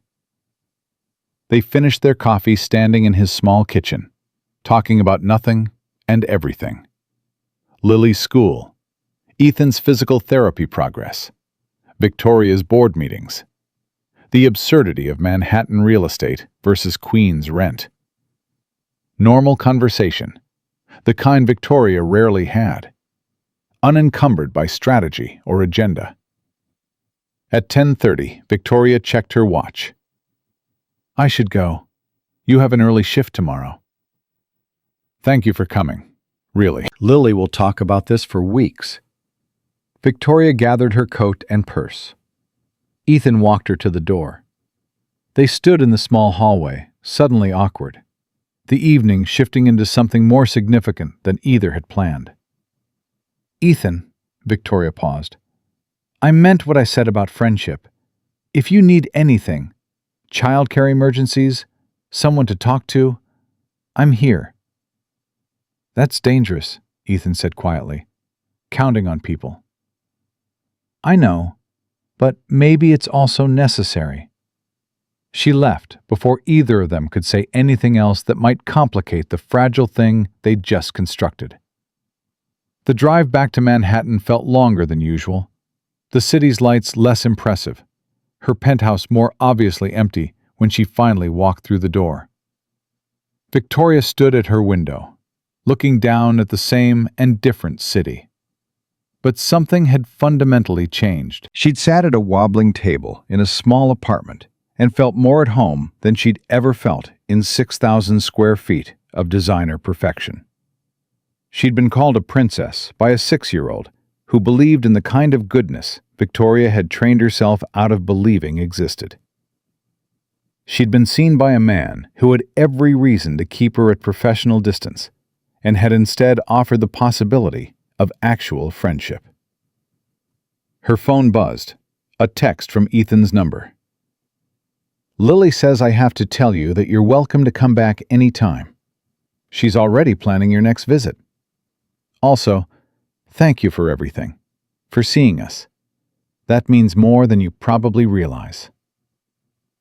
Victoria saved his number, then typed, Thank you for letting me in. That means more than you probably realize. She sent it before she could overthink it, then stood at her window and allowed herself to feel the full weight of hope. Dangerous, complicated hope that maybe life could be something other than the elaborate survival strategy her father had taught her. Somewhere in Queens, Ethan Miller read her message, smiled despite his exhaustion, and felt the same impossible hope taking root in soil that had been barren for 2 years. Neither of them knew that within 72 hours, everything would explode in a way that would test whether their fragile friendship could survive the real world's violent scrutiny. But for tonight, standing at their respective windows, looking at the same city from different heights, they both felt something that approximated peace. And that was enough. The peace lasted exactly 48 hours. Victoria was in her office, reviewing acquisition proposals, when Margaret Chen entered carrying a tablet. Her expression was carefully neutral in the way that suggested terrible news delivered professionally. Miss Langford, you need to see this immediately. Victoria took the tablet, read the headline. Billionaire CEO's inappropriate relationship with staff member raises questions about judgment and ethics. Her stomach dropped. The article was accompanied by photographs, grainy but unmistakable. Her and Ethan standing in the service hallway the night she'd confronted him about his ankle. The angle made it look intimate, conspiratorial. Another photo showed her Tesla parked outside Ethan's building during the snowstorm. Timestamp visible. The text was worse than the images. It painted Victoria as a CEO exploiting her position to pursue an inappropriate relationship with a vulnerable employee. It suggested Ethan might be manipulating the situation for financial gain. It quoted anonymous board members expressing concern about her recent erratic behavior. Her father's influence was all over this. The sources, the timing, the particular spin that made her compassion look like weakness, and Ethan's existence look like opportunism. "The board is requesting an emergency meeting," Margaret said quietly. 3:00 this afternoon. They're demanding an explanation. Of course they are. Victoria set the tablet down with excessive care, fighting the urge to throw it across the room. What else? Media requests for comment, 7 so far, including the Wall Street Journal. Your father called. He's left 3 messages in the past 15 minutes. Victoria closed her eyes. This was the consequence of choosing connection over isolation, of allowing herself to care about someone outside the protective barriers her father had insisted were essential. Richard Langford had warned her this would happen, had predicted exactly this kind of exploitation and public embarrassment. Except he'd been wrong about who was doing the exploiting. "Get me Ethan Miller's schedule," Victoria said. "I need to talk to him before this gets worse." "Miss Langford, I'm not sure direct contact is advisable right now." Legally speaking, I don't care about legally speaking. Get me his schedule. Margaret retreated. Victoria sat alone in her office, staring at the article that was already being shared across social media, already generating commentary from people who knew nothing about her or Ethan or the actual circumstances of their friendship. The narrative was being written in real time. Powerful woman, vulnerable man, abusive position, questions about judgment. Her phone rang. Richard Langford. Again. This time, Victoria answered. "I know what you did. I protected you from making a catastrophic error." Her father's voice carried no apology. "You were becoming emotionally compromised, making decisions that prioritize sentiment over strategy. Someone had to intervene before you destroyed everything you'd built." "So you leaked photos to the press. You manufactured a scandal to force me back into line." "I provided information to journalists who were already asking questions." "Your behavior has been erratic, Victoria. The board noticed. Your competitors noticed. I simply gave them context for what they were already observing." Victoria's hand tightened on her phone. "You made Ethan look like he's exploiting me. You made me look unstable. You weaponized compassion and turned it into scandal." Because compassion in leadership is weakness. Because emotional attachment compromises judgment. Because you needed to learn this lesson before it cost you everything. "The only thing it's costing me is my relationship with you." "Victoria, no! Listen to me carefully, Father. I am not the girl you trained anymore. I am not going to apologize for caring about another human being. I am not going to distance myself from Ethan Miller to satisfy your antiquated philosophy about what makes a person strong." "You're making a mistake." "Then it's my mistake to make." She ended the call before he could respond. Her hand was shaking. She'd just definitively chosen a path that diverged from everything her father had taught her. Everything she'd believed about herself and the world. There was no going back from this. At 2:47 p.m., Victoria walked into the emergency board meeting.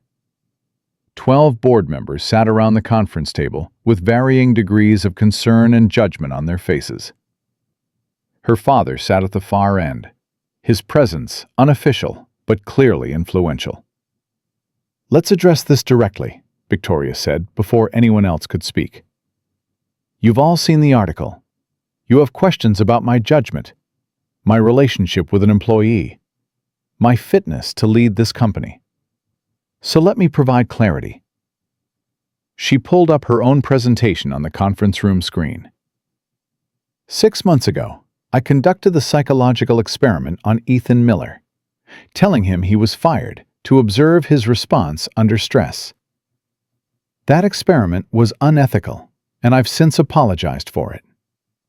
She clicked to the next slide. 3 months ago, I implemented company-wide wage increases and benefits expansions, after recognizing that many of our lower-tier employees were struggling with basic survival.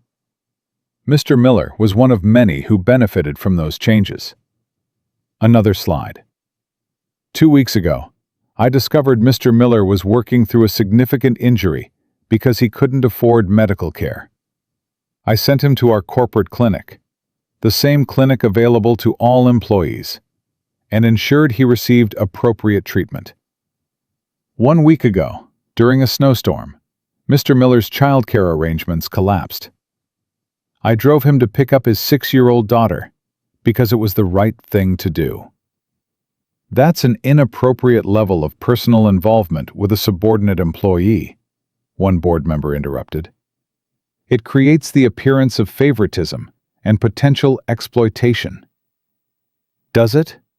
Victoria's voice went cold. Or does it create the appearance that I actually give a damn about the people who make this company function? That I see them as human beings rather than line items on a budget?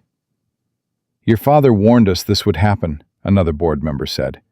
That you were becoming emotionally compromised. That your judgment was being affected by personal relationships. Victoria looked directly at Richard Langford.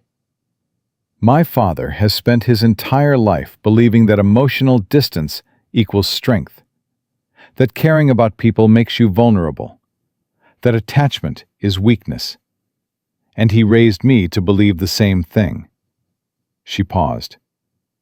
But I'm starting to understand that his philosophy isn't wisdom. It's just fear, dressed up as strategy. This is exactly the kind of emotional reasoning that concerns us, Richard said. You're prioritizing sentiment over business reality. No, I'm prioritizing humanity over the kind of sociopathic capitalism that treats people as disposable resources. Victoria turned back to the full board.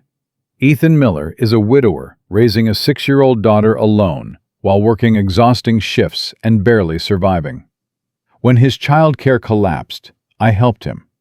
When he was injured, I made sure he received medical care. When his daughter invited me to dinner as a thank you, I accepted. These aren't scandalous actions, they're basic human decency. They're also actions that create legal liability and ethical concerns, the board's legal counsel said carefully. The power dynamic between a CEO and a kitchen worker is inherently problematic.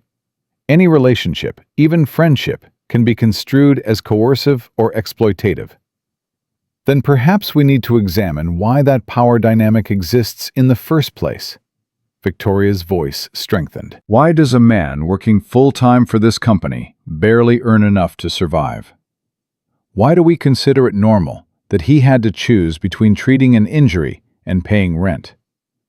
Why is basic human compassion considered inappropriate when it crosses hierarchical boundaries? Because that's how businesses function, her father said. Hierarchy exists for reasons. Boundaries exist for reasons. You're not his friend, Victoria. You're his employer. That relationship carries responsibilities and limitations you seem determined to ignore. I'm both, Victoria said. I can be both. And if this board believes that being a CEO means I forfeit my basic humanity, that I'm required to treat everyone beneath me on the organizational chart as invisible, then maybe this isn't a board I want to serve. The silence that followed was absolute. Several board members exchanged glances. Her father's expression had gone carefully blank. Are you threatening to resign? One of the older members asked. I'm telling you that I refuse to choose between competent leadership and basic human decency. I will not apologize for helping an employee during a crisis. I will not distance myself from Ethan Miller to satisfy some antiquated notion of professional boundaries. And if that makes me unfit to lead in your estimation, then we have fundamentally different definitions of leadership. Miss Langford, the board chair said carefully, no one is questioning your competence or your results. But appearances matter. This article suggests inappropriate behavior. The market responds to perception as much as reality. We need to manage this situation carefully. Then let's manage it with truth, Victoria said. I'll issue a statement explaining exactly what happened. I'll be transparent about my actions and my reasoning. And I'll let the market decide whether compassion is actually a liability. Or if maybe, just maybe, the world is ready for a different kind of leadership. That's a significant risk, the legal counsel warned. I'm aware. Victoria looked around the table, meeting each board member's eyes. I'm also aware that I've spent my entire life making the safe choice, the strategic choice, the choice my father would approve of. And it's left me successful and miserable. So yes, this is a risk, but it's a risk I'm willing to take. The board meeting continued for another 90 minutes, but Victoria had already won the only victory that mattered. She'd refused to retreat. The board couldn't force her to end her friendship with Ethan, couldn't make her apologize for basic human decency, couldn't return her to the emotional isolation her father considered essential. They could fire her. They could release statements. They could try to manage the scandal. But they couldn't make her regret caring about someone. When Victoria finally left the conference room, exhausted and shaking slightly from adrenaline, Margaret was waiting. Mr. Miller called. He saw the article. He wants to talk to you immediately. Victoria's stomach clenched. This was the conversation she'd been dreading. Ethan realizing that knowing her had turned his private life into public scandal, that her attention had made him vulnerable to exactly the kind of scrutiny he couldn't afford. She drove to Queens without calling first. Some conversations required presence rather than distance. The January evening was brutally cold, wind cutting through her coat as she climbed the familiar 3 flights to apartment 3C. Ethan opened the door before she could knock. His expression was carefully controlled, but Victoria could see the strain underneath, the tightness around his eyes, the set of his jaw. Behind him, she could hear Lily talking to Mrs. Chen in the living room. "We need to talk," Ethan said quietly. "But not here. Lily doesn't need to hear this."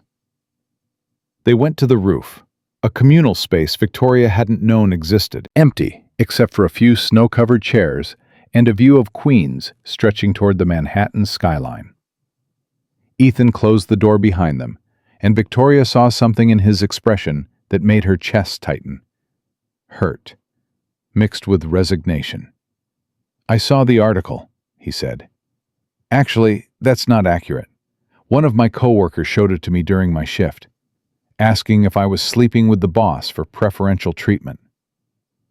Victoria felt like she'd been slapped. "Ethan, it's not just the article. It's the comments. Hundreds of them.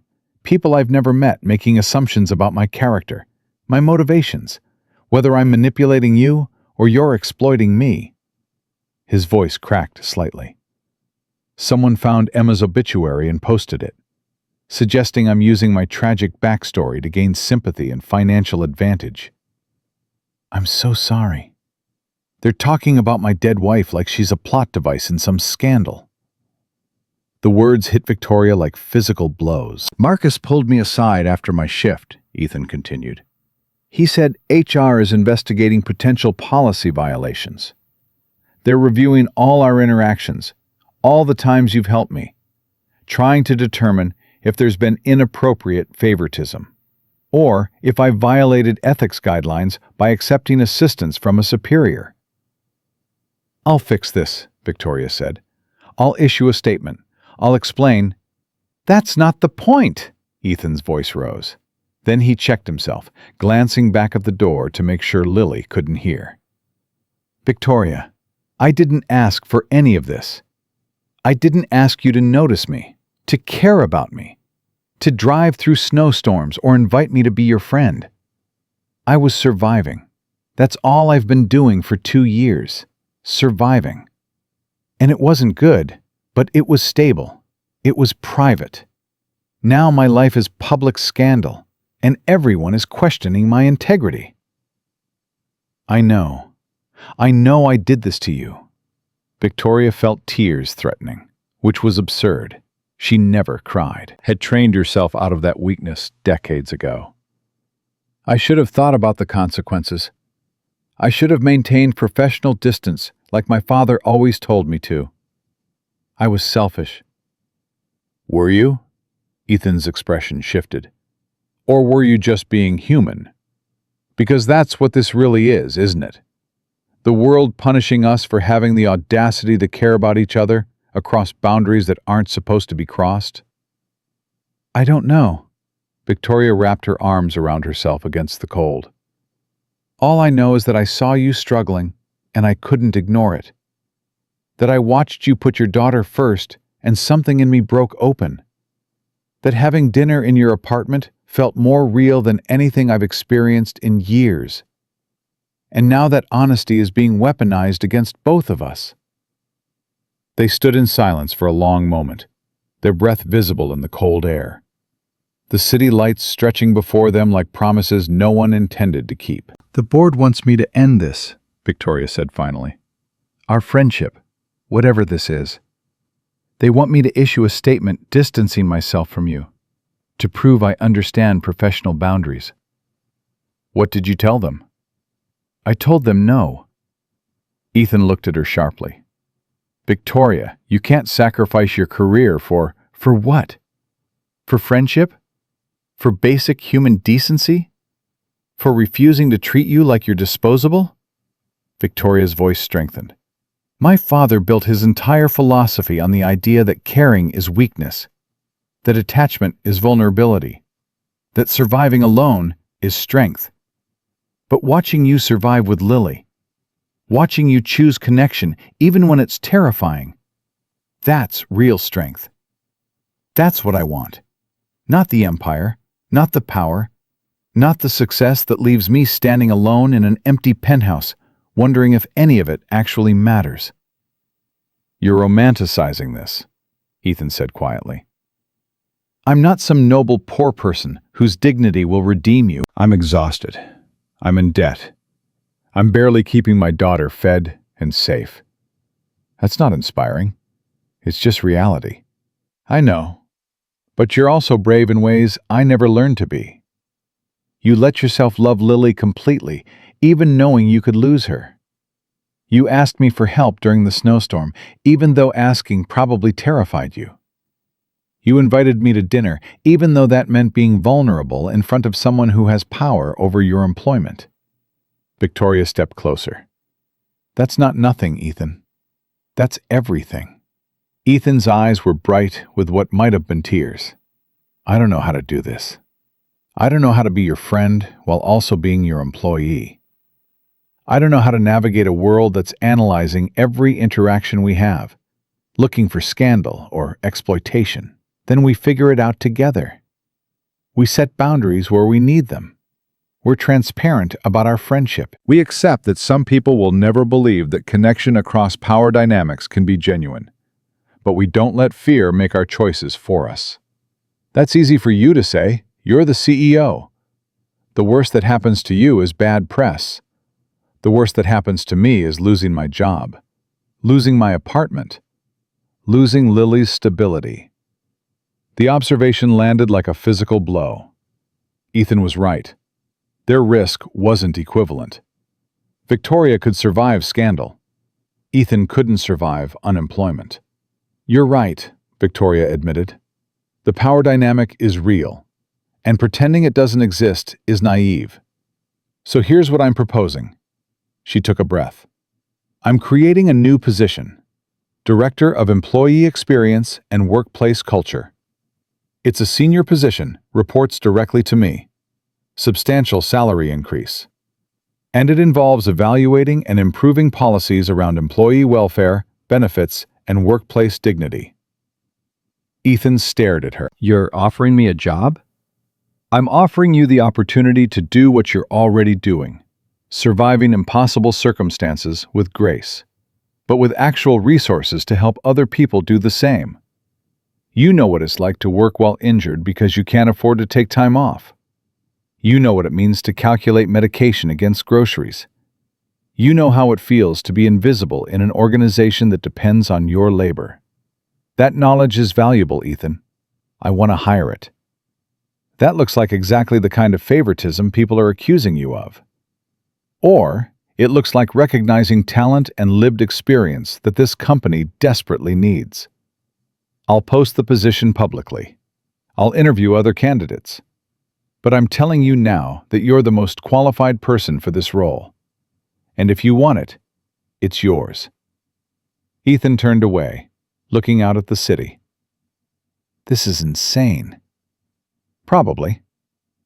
My father would tell me you're manipulating me. That this is exploitation dressed up as opportunity. Your father might be right. Except he's dead, so I can't actually ask him. Ethan's laugh was harsh. Emma would have known what to do. She was always better at trusting people than I am. What do you think she would have told you? Ethan was quiet for a long moment. She would have said that scared is okay, but quitting isn't. That's what I tell Lily. It's what Emma used to tell me when I was afraid of taking risks. Is that a yes? It's a, let me think about it overnight. Ethan turned back to face her. But Victoria, if I do this, if I accept this position, if we figure out how to be friends across this impossible power dynamic, you need to promise me something. Anything. Promise me that Lily comes first. Always. If our friendship, or this job, or anything else ever puts her stability at risk, I walk away. No guilt, no pressure, just immediate exit. Can you promise me that?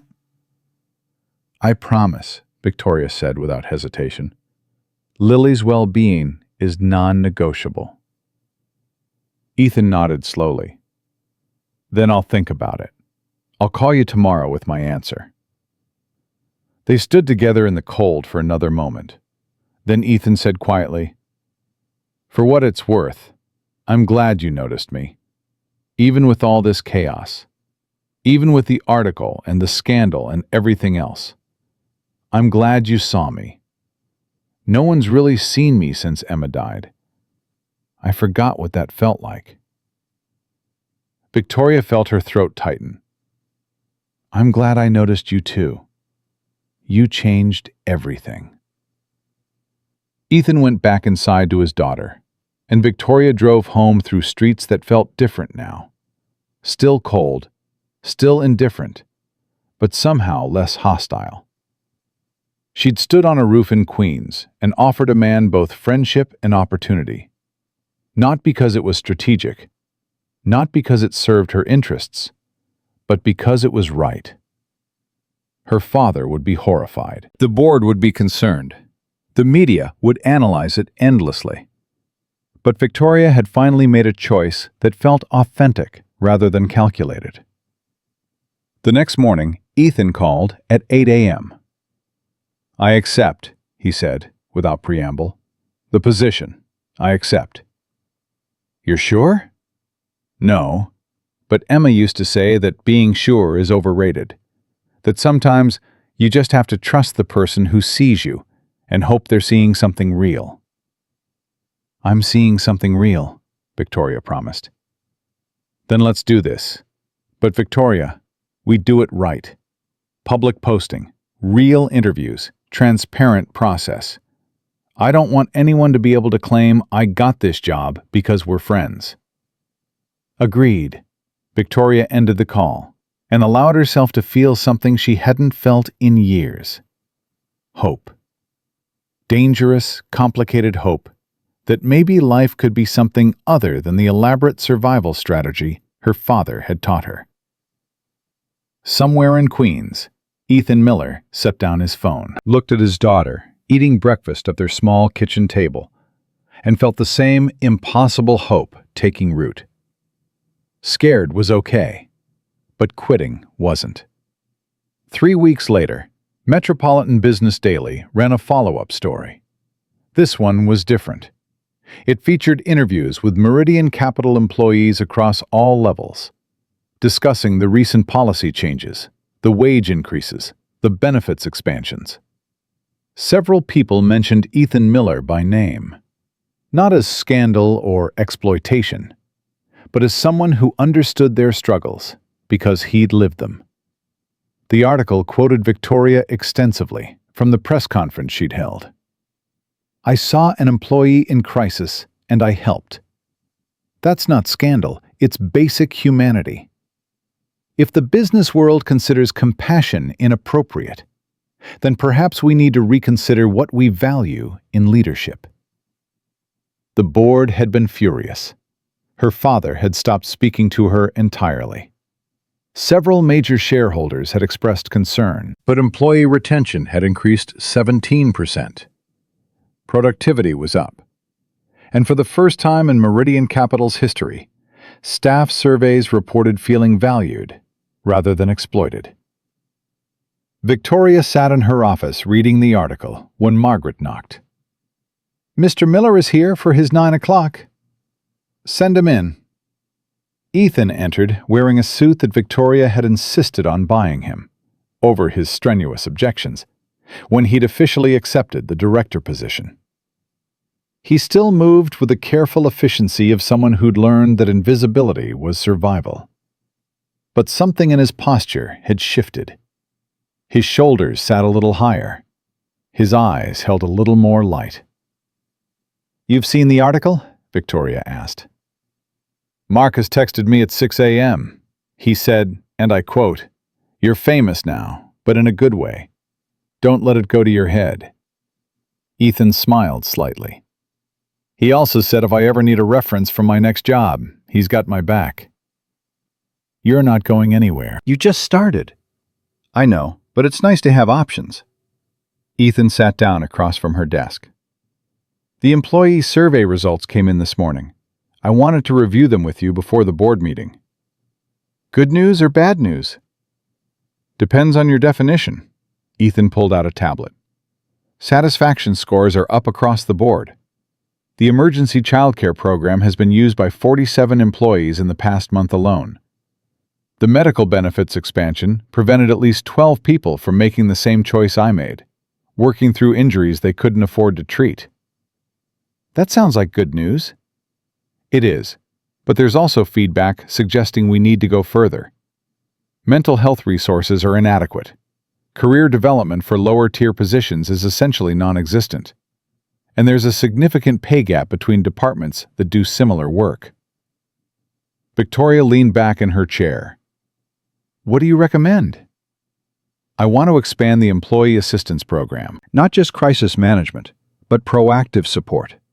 Financial literacy classes, subsidized childcare, mental health resources, career development pathways for positions that usually get ignored in advancement planning." "Budget?" "Significant. $2 million annually to start, scaling up as we refine the program." "The board will resist." "They always do. But we have 6 months of data showing that investing in employee welfare improves every metric they actually care about. Retention, productivity, brand reputation." Ethan paused. "And more importantly, it's the right thing to do." Victoria smiled. "You sound like me now." "That's dangerous." "You sound like me. That's revolutionary." They spent the next hour reviewing data, refining proposals, preparing for the board presentation that would determine whether Meridian Capital continued its transformation or retreated to the cold efficiency that had defined it for decades. At 10:30, Victoria's phone buzzed, a text from an unknown number. She read it, then read it again. "What is it?" Ethan asked. "My father." Victoria's voice was carefully neutral. "He wants to meet, tonight. Says he has something important to discuss. Are you going to go? I don't know. Victoria set the phone down. We haven't spoken since the scandal broke. He made his position very clear. I was making a catastrophic mistake, and he wanted no part of it. Maybe he's reconsidering. Richard Langford doesn't reconsider. He doubles down. Whatever he wants to discuss, it's not an apology. Ethan was quiet for a moment. Can I tell you something? Of course.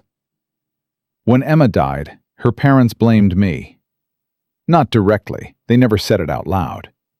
But I could see it in their eyes. The way they looked at me at the funeral. The way they stopped calling after the first few months. They'd lost their daughter, and I was a convenient place to put their grief. He paused. For a long time, I blamed myself, too. If I'd picked her up from work that night, instead of letting her drive in the rain, if I'd insisted she take a different route, if I'd been a better husband, somehow, in ways I couldn't even articulate, maybe she'd still be alive. Ethan, the point is, I spent 2 years carrying that guilt, and it nearly destroyed me. It took Mrs. Chen, this 70-year-old woman who barely knows me, to finally say what no one else would say. Ethan, sometimes terrible things happen, and it's nobody's fault. Sometimes the people we love make choices that hurt us, and we have to decide whether we're going to let their choices define us, or whether we're going to build something new. Victoria felt her throat tighten. What are you saying? I'm saying that your father made his choices. He chose to leak those photos. He chose to prioritize control over connection. He chose to believe that caring about people was weakness. Those are his choices, not yours. Ethan met her eyes. You get to decide what kind of person you want to be, Victoria. Not him. You. Victoria didn't respond for a long moment. Then she picked up her phone and typed a response to her father. I'll meet you. 7 p.m., the restaurant at Meridian Tower. But I'm bringing someone with me. The response came immediately. Who? Victoria typed, a friend. That evening, Victoria and Ethan rode the elevator to the 43rd floor in silence. Victoria's heart was beating too fast. Her palms were slightly damp. She'd faced hostile board members, aggressive competitors, media scrutiny that would have broken most people. But facing her father felt different, more dangerous, more personal. You don't have to do this, Ethan said quietly. I can wait downstairs, give you privacy. No, Victoria's voice was firm. I spent 34 years letting him dictate who I was allowed to be, who I was allowed to care about. That ends tonight. And I want him to see what I've built, what we've built. The elevator doors opened.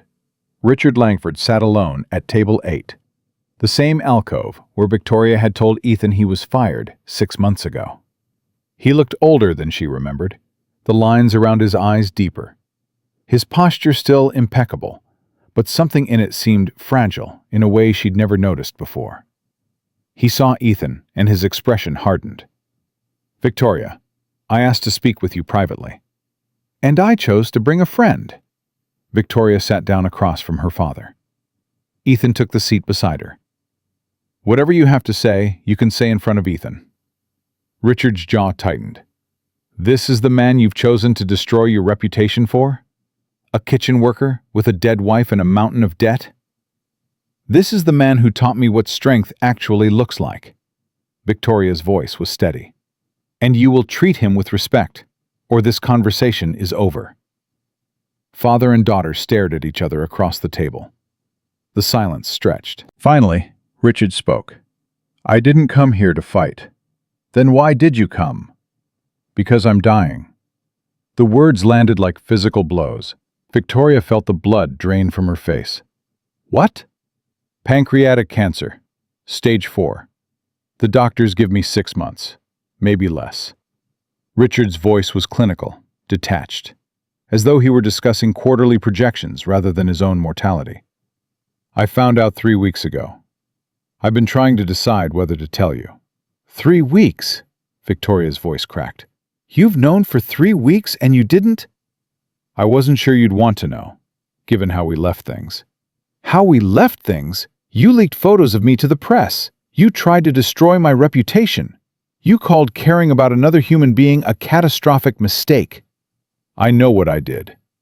For the first time, something flickered in Richard's expression. Something that might have been regret. I've had 3 weeks to think about it. 3 weeks of knowing that everything I built, the company, the philosophy, the empire, none of it matters now. None of it will save me. None of it will be there when I'm gone. He looked at Ethan. You have a daughter. Ethan nodded slowly. Lily. She's 6. 6 years old. Richard's voice softened almost imperceptibly. Victoria was 6 when her mother left. Did she tell you that? Victoria stiffened. Father, her mother decided that being married to me was unbearable, that raising a child with someone who prioritized work over connection was slowly killing her. So she left.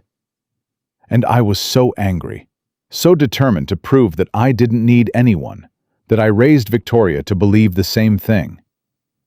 He turned back to his daughter. I told you that attachment was weakness, because I was terrified of being abandoned again. I told you that caring made you vulnerable, because I couldn't bear the thought of you experiencing what I experienced. I built walls around you because I thought I was protecting you. You were imprisoning me. Victoria's voice trembled. You taught me to be afraid of the only thing that actually matters. I know. Richard's eyes were bright. I know that now. These past 3 weeks, sitting alone in my apartment, knowing I'm going to die, I've had nothing but time to think about what I actually built. And the answer is nothing. Nothing that matters. I have money and power and respect from people who fear me. But I don't have anyone who will genuinely mourn me when I'm gone. He reached across the table. Victoria flinched, but she didn't pull away. I watched the press conference you gave, Richard said quietly, when you defended your friendship with this man, when you said that compassion wasn't weakness, when you told the board that you refused to choose between competent leadership and basic human decency. He paused. I hated every word of it, because every word proved that you'd become something I never had the courage to become. What's that? Human. Richard's voice cracked. Actually, genuinely human. Someone who cares about people even when it's dangerous. Someone who builds connections even when they might hurt. Someone who chooses love over survival. Tears were streaming down Victoria's face now. Why are you telling me this? Because I don't want to die without you knowing that I was wrong. About everything. About attachment, about strength, about what actually matters. Richard squeezed her hand. You asked me once what I would do if you were tired of winning. I said you were tired of being alive. But I was wrong. You weren't tired of being alive. You were tired of being dead while still breathing. And you had the courage to change. Courage I never had. Victoria couldn't speak. Ethan reached over and took her other hand. The three of them sat in silence for a long moment. Then Richard turned to Ethan. Take care of her. She doesn't need me to take care of her. She's the strongest person I've ever met. I know, but even strong people need someone who sees them. Someone who stays. Richard's voice was barely above a whisper. I never gave her that. I never gave anyone that. And now it's too late for me. But it's not too late for her. He stood slowly, his movements careful in a way that suggested pain he was trying to hide. I'm going to transfer my shares in Meridian Capital to you, he said to Victoria. All of them. It's not an apology. Nothing could apologize for 34 years of teaching you to be afraid of love. But it's something. A foundation you can build on. A legacy you can transform. Father, Don't argue with a dying man. The ghost of a smile crossed Richard's face. It's one of the few advantages of terminal illness. People stop fighting you on things. He started to leave, then paused. Victoria. yes? I'm proud of you. I should have said that years ago, decades ago. But I'm saying it now. You became everything I was too afraid to become. And watching you choose connection over isolation, even when I was actively trying to destroy that connection, was the most beautiful thing I've ever seen. He walked away. Victoria sat motionless, tears streaming down her face, her hands still clasped in Ethan's. I don't know what to feel, She whispered. You don't have to know right now. Ethan's voice was gentle. You can feel everything, or nothing, or something in between. There's no right way to process this. He's dying. I know. And he finally, after everything, he finally saw me. He did. Victoria turned to look at Ethan. How do you do it? How do you keep loving people when you know they can hurt you? When you know they can leave? Ethan was quiet for a moment. Emma used to say that love isn't about guarantees. It's about choosing to care anyway. Choosing to stay anyway. Choosing to build something, even though you know it might break. He squeezed her hand. Scared is okay, but quitting isn't. 6 months later, Victoria stood in Meridian Tower's newly completed rooftop garden. The space had been Ethan's first major initiative as Director of Employee Experience. Playground equipment for employees' children. Benches for parents. Small plots where families could grow vegetables if they wanted. The board had questioned the expense. Victoria had pushed it through anyway. The board still thinks I'm insane, she said, as Ethan approached with Lily, who immediately ran toward the swings with uninhibited joy. The board thinks profit and humanity are mutually exclusive. Ethan smiled. They're wrong. Are they? We spent $250,000 on this garden. That's money that doesn't directly generate return. It generates retention. It generates loyalty. It generates the kind of workplace where people actually want to show up. Ethan paused. Besides, watch your goddaughter. Tell me that's not return on investment. Victoria watched Lily swing higher, her laughter carrying across the rooftop. Goddaughter. She was Lily's godmother now, a role she'd accepted with terrifying seriousness after Ethan had asked her 3 months ago. The responsibility felt enormous and essential. A connection that bound her to this makeshift family in ways that had nothing to do with power dynamics or professional boundaries. My father would have hated this, Victoria said quietly. How is he? Worse. The doctors say maybe another month. Maybe less. Victoria's voice was steady, but Ethan could hear the pain underneath. I've been visiting him every week. We talk. Really talk. For the first time in our lives. That's something. It is. Victoria turned to face him. He asked about you yesterday. Wanted to know if you were still making me laugh.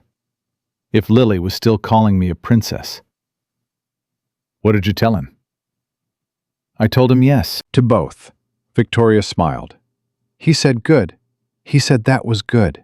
They stood in comfortable silence, watching Lily swing higher and higher against the Manhattan skyline. I never thought I'd have this, Victoria said finally. A family. People who actually know me.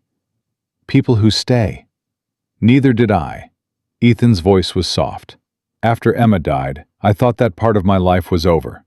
I thought I'd just survive until Lily was old enough to survive on her own. I never imagined actually living again. And now? Now I have a daughter who thinks every day is an adventure, a job that actually means something, a friend who drove through a snowstorm to rescue us. Ethan met her eyes. And whatever tomorrow brings, good or bad, I know I'm not facing it alone. Victoria's throat tightened. Ethan. Victoria!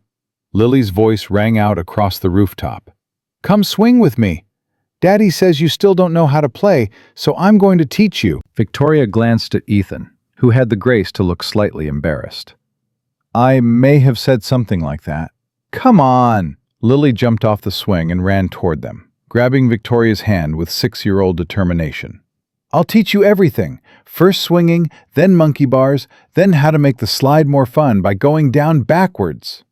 Victoria allowed herself to be pulled across the rooftop garden. She sat on the swing that was slightly too small, her designer suit completely inappropriate for playground equipment, and let Lily push her while explaining the proper technique for maximum height. You have to pump your legs, Lily instructed seriously. Like this. See? It's not hard. You just have to not be scared. I'm not scared. Good. Because scared is okay, but quitting isn't. That's what Daddy always says. Victoria swung higher. Lily's delighted laughter echoed across the rooftop. And for the first time in 34 years, Victoria Langford felt like she was finally, genuinely, completely alive. Below them, Manhattan glittered with its usual indifference. Meridian Tower stretched 43 floors down to street level, where thousands of employees worked in offices and kitchens and maintenance spaces. But the point wasn't the empire. It never had been. The point was this: a 6-year-old girl teaching a billionaire CEO how to swing. A widowed father watching his daughter laugh with someone who'd become family. A rooftop garden built because someone cared enough to ask what people actually needed. The point was connection. The point was choosing people over fear. The point was understanding that real strength wasn't surviving alone. It was having the courage to build something together. Victoria swung higher still. The wind caught her hair. The cold bit her cheeks. And somewhere far below, the city continued its indifferent rhythm. Millions of people living millions of lives, most of them never knowing that 43 floors above, a woman who'd been taught that attachment was weakness had finally learned the truth. Love wasn't weakness. Isolation wasn't strength. And the legacy that actually mattered wasn't measured in quarterly reports or market share or the size of an empire. It was measured in moments like this: a child's laughter, a friend's steady presence, a family built from the wreckage of everything they'd been taught to believe. Ethan watched Victoria and Lily from the edge of the garden, his heart full in a way it hadn't been since Emma died. He thought about that night 6 months ago, when Victoria Langford had told him he was fired, when his entire world had balanced on a knife's edge, when he'd asked her, pleaded with her, not to tell his daughter about a crisis that hadn't even been real. He'd thought he was protecting Lily, but maybe he'd been protecting himself, too. From hope, from connection, from the terrifying possibility that life might actually get better. And now, here he was, standing in a rooftop garden he'd helped design, watching his daughter teach a billionaire how to swing, building a life he'd never imagined possible. Scared was okay, but quitting wasn't. That was what Emma had always said, and for the first time since she'd been gone, Ethan believed it. Really believed it. Not as a mantra to survive on, but as a truth to live by. "Daddy," Lily called out. "Come swing with us. Victoria's getting really good." "I am not," Victoria laughed. "I'm terrible, but I'm learning." Ethan crossed the rooftop garden to join them. He took the swing beside Victoria's.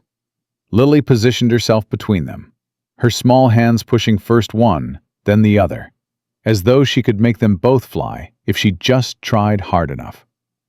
"Higher!" she commanded. "Both of you, higher!" They swung higher, all three of them, against a sky that was turning gold and pink with approaching sunset. Against a city that had never cared whether they survived or thrived. Against every voice that had ever told them that caring was dangerous, that connection was weakness, that the safest thing was to survive alone. They swung higher, and the laughter that echoed across the rooftop, child and father and the woman who'd become family, carried across the Manhattan skyline like a promise that life could be different, that strength wasn't isolation, that the bravest thing anyone could do was love anyway, choose connection anyway, build something anyway, even when it was terrifying, even when it might break, even when the whole world told you it was a catastrophic mistake. Victoria looked over at Ethan. He looked back, and in that moment, suspended between earth and sky, between past and future, between everything they'd lost and everything they'd found, they both understood the same truth. They were home. Not because of the building beneath them, or the city around them, or the empires they'd built or lost, but because they'd chosen each other, because they'd been brave enough to care, because in the end, the only thing that mattered was this: the people who saw you, the people who stayed, the people who loved you anyway. Lily pumped her legs harder, swinging higher than ever before. "I'm flying!" she shouted. "Daddy! Victoria! I'm flying!" "You are, baby girl," Ethan called back. "You absolutely are." And as the sun set over Manhattan, painting the sky in colors that money couldn't buy and power couldn't control, three people who'd been strangers 18 months ago swung together in a rooftop garden. A widowed father who'd learned to hope again. A billionaire CEO who'd learned to love. And a 6-year-old girl who'd known the truth all along. That scared was okay, but quitting wasn't. That nice people were rare treasures. That family wasn't just the people you were born with. It was the people who showed up when you were scared, and stayed even when it was hard. The swing slowed as darkness gathered. Lily yawned, her energy finally fading. Ethan lifted her into his arms. She nestled against his shoulder, already half asleep.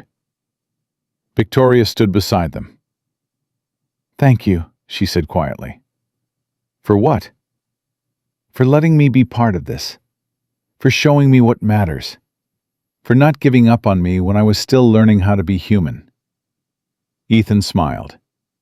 "You were always human, Victoria. You just forgot for a while." They walked toward the elevator together. A family that had no business existing. A friendship that defied every rule. A love that had grown from the most unlikely soil. And as the elevator doors closed on another day, Victoria allowed herself to feel the full weight of gratitude for everything she'd almost missed. The castle cakes and snowstorm rescues, the small kitchen conversations and the mismatched coffee mugs, the daughter who called her a princess, and the father who taught her that strength wasn't about standing alone. She'd built an empire, but this was the legacy that actually mattered. This was the life she'd almost been too afraid to live. And as the elevator descended through 43 floors of the company she'd transformed, Victoria Langford made herself a promise. She would never forget again. She would never choose isolation over connection. She would never let fear make her decisions. Because she'd finally learned the truth that her father had spent his whole life running from. The truth that Ethan Miller had shown her with every exhausted, loving, determined day of his life. The truth that Lily had known from the beginning. Love wasn't weakness. It was the only strength that mattered. And the people brave enough to choose it, to build it, to protect it, to fight for it, even when the whole world told them they were wrong. Those were the people who actually lived. Not just survived, lived. Victoria looked at Ethan and Lily. Ethan looked back, and they both smiled. Because they knew. Whatever came next, the challenges, the obstacles, the inevitable storms, they would face it together. Not because they had to, because they chose to. Because that was what family did. Because that was what love meant. And because in the end, the only question that mattered wasn't whether you'd been successful or powerful or safe. It was whether you'd been brave enough to let someone see you. Brave enough to stay when it was hard. Brave enough to build something that might break. Victoria Langford had finally answered that question. And the answer was yes. The answer would always be yes. Because scared was okay, but quitting wasn't. And she was done quitting. She was finally ready to live.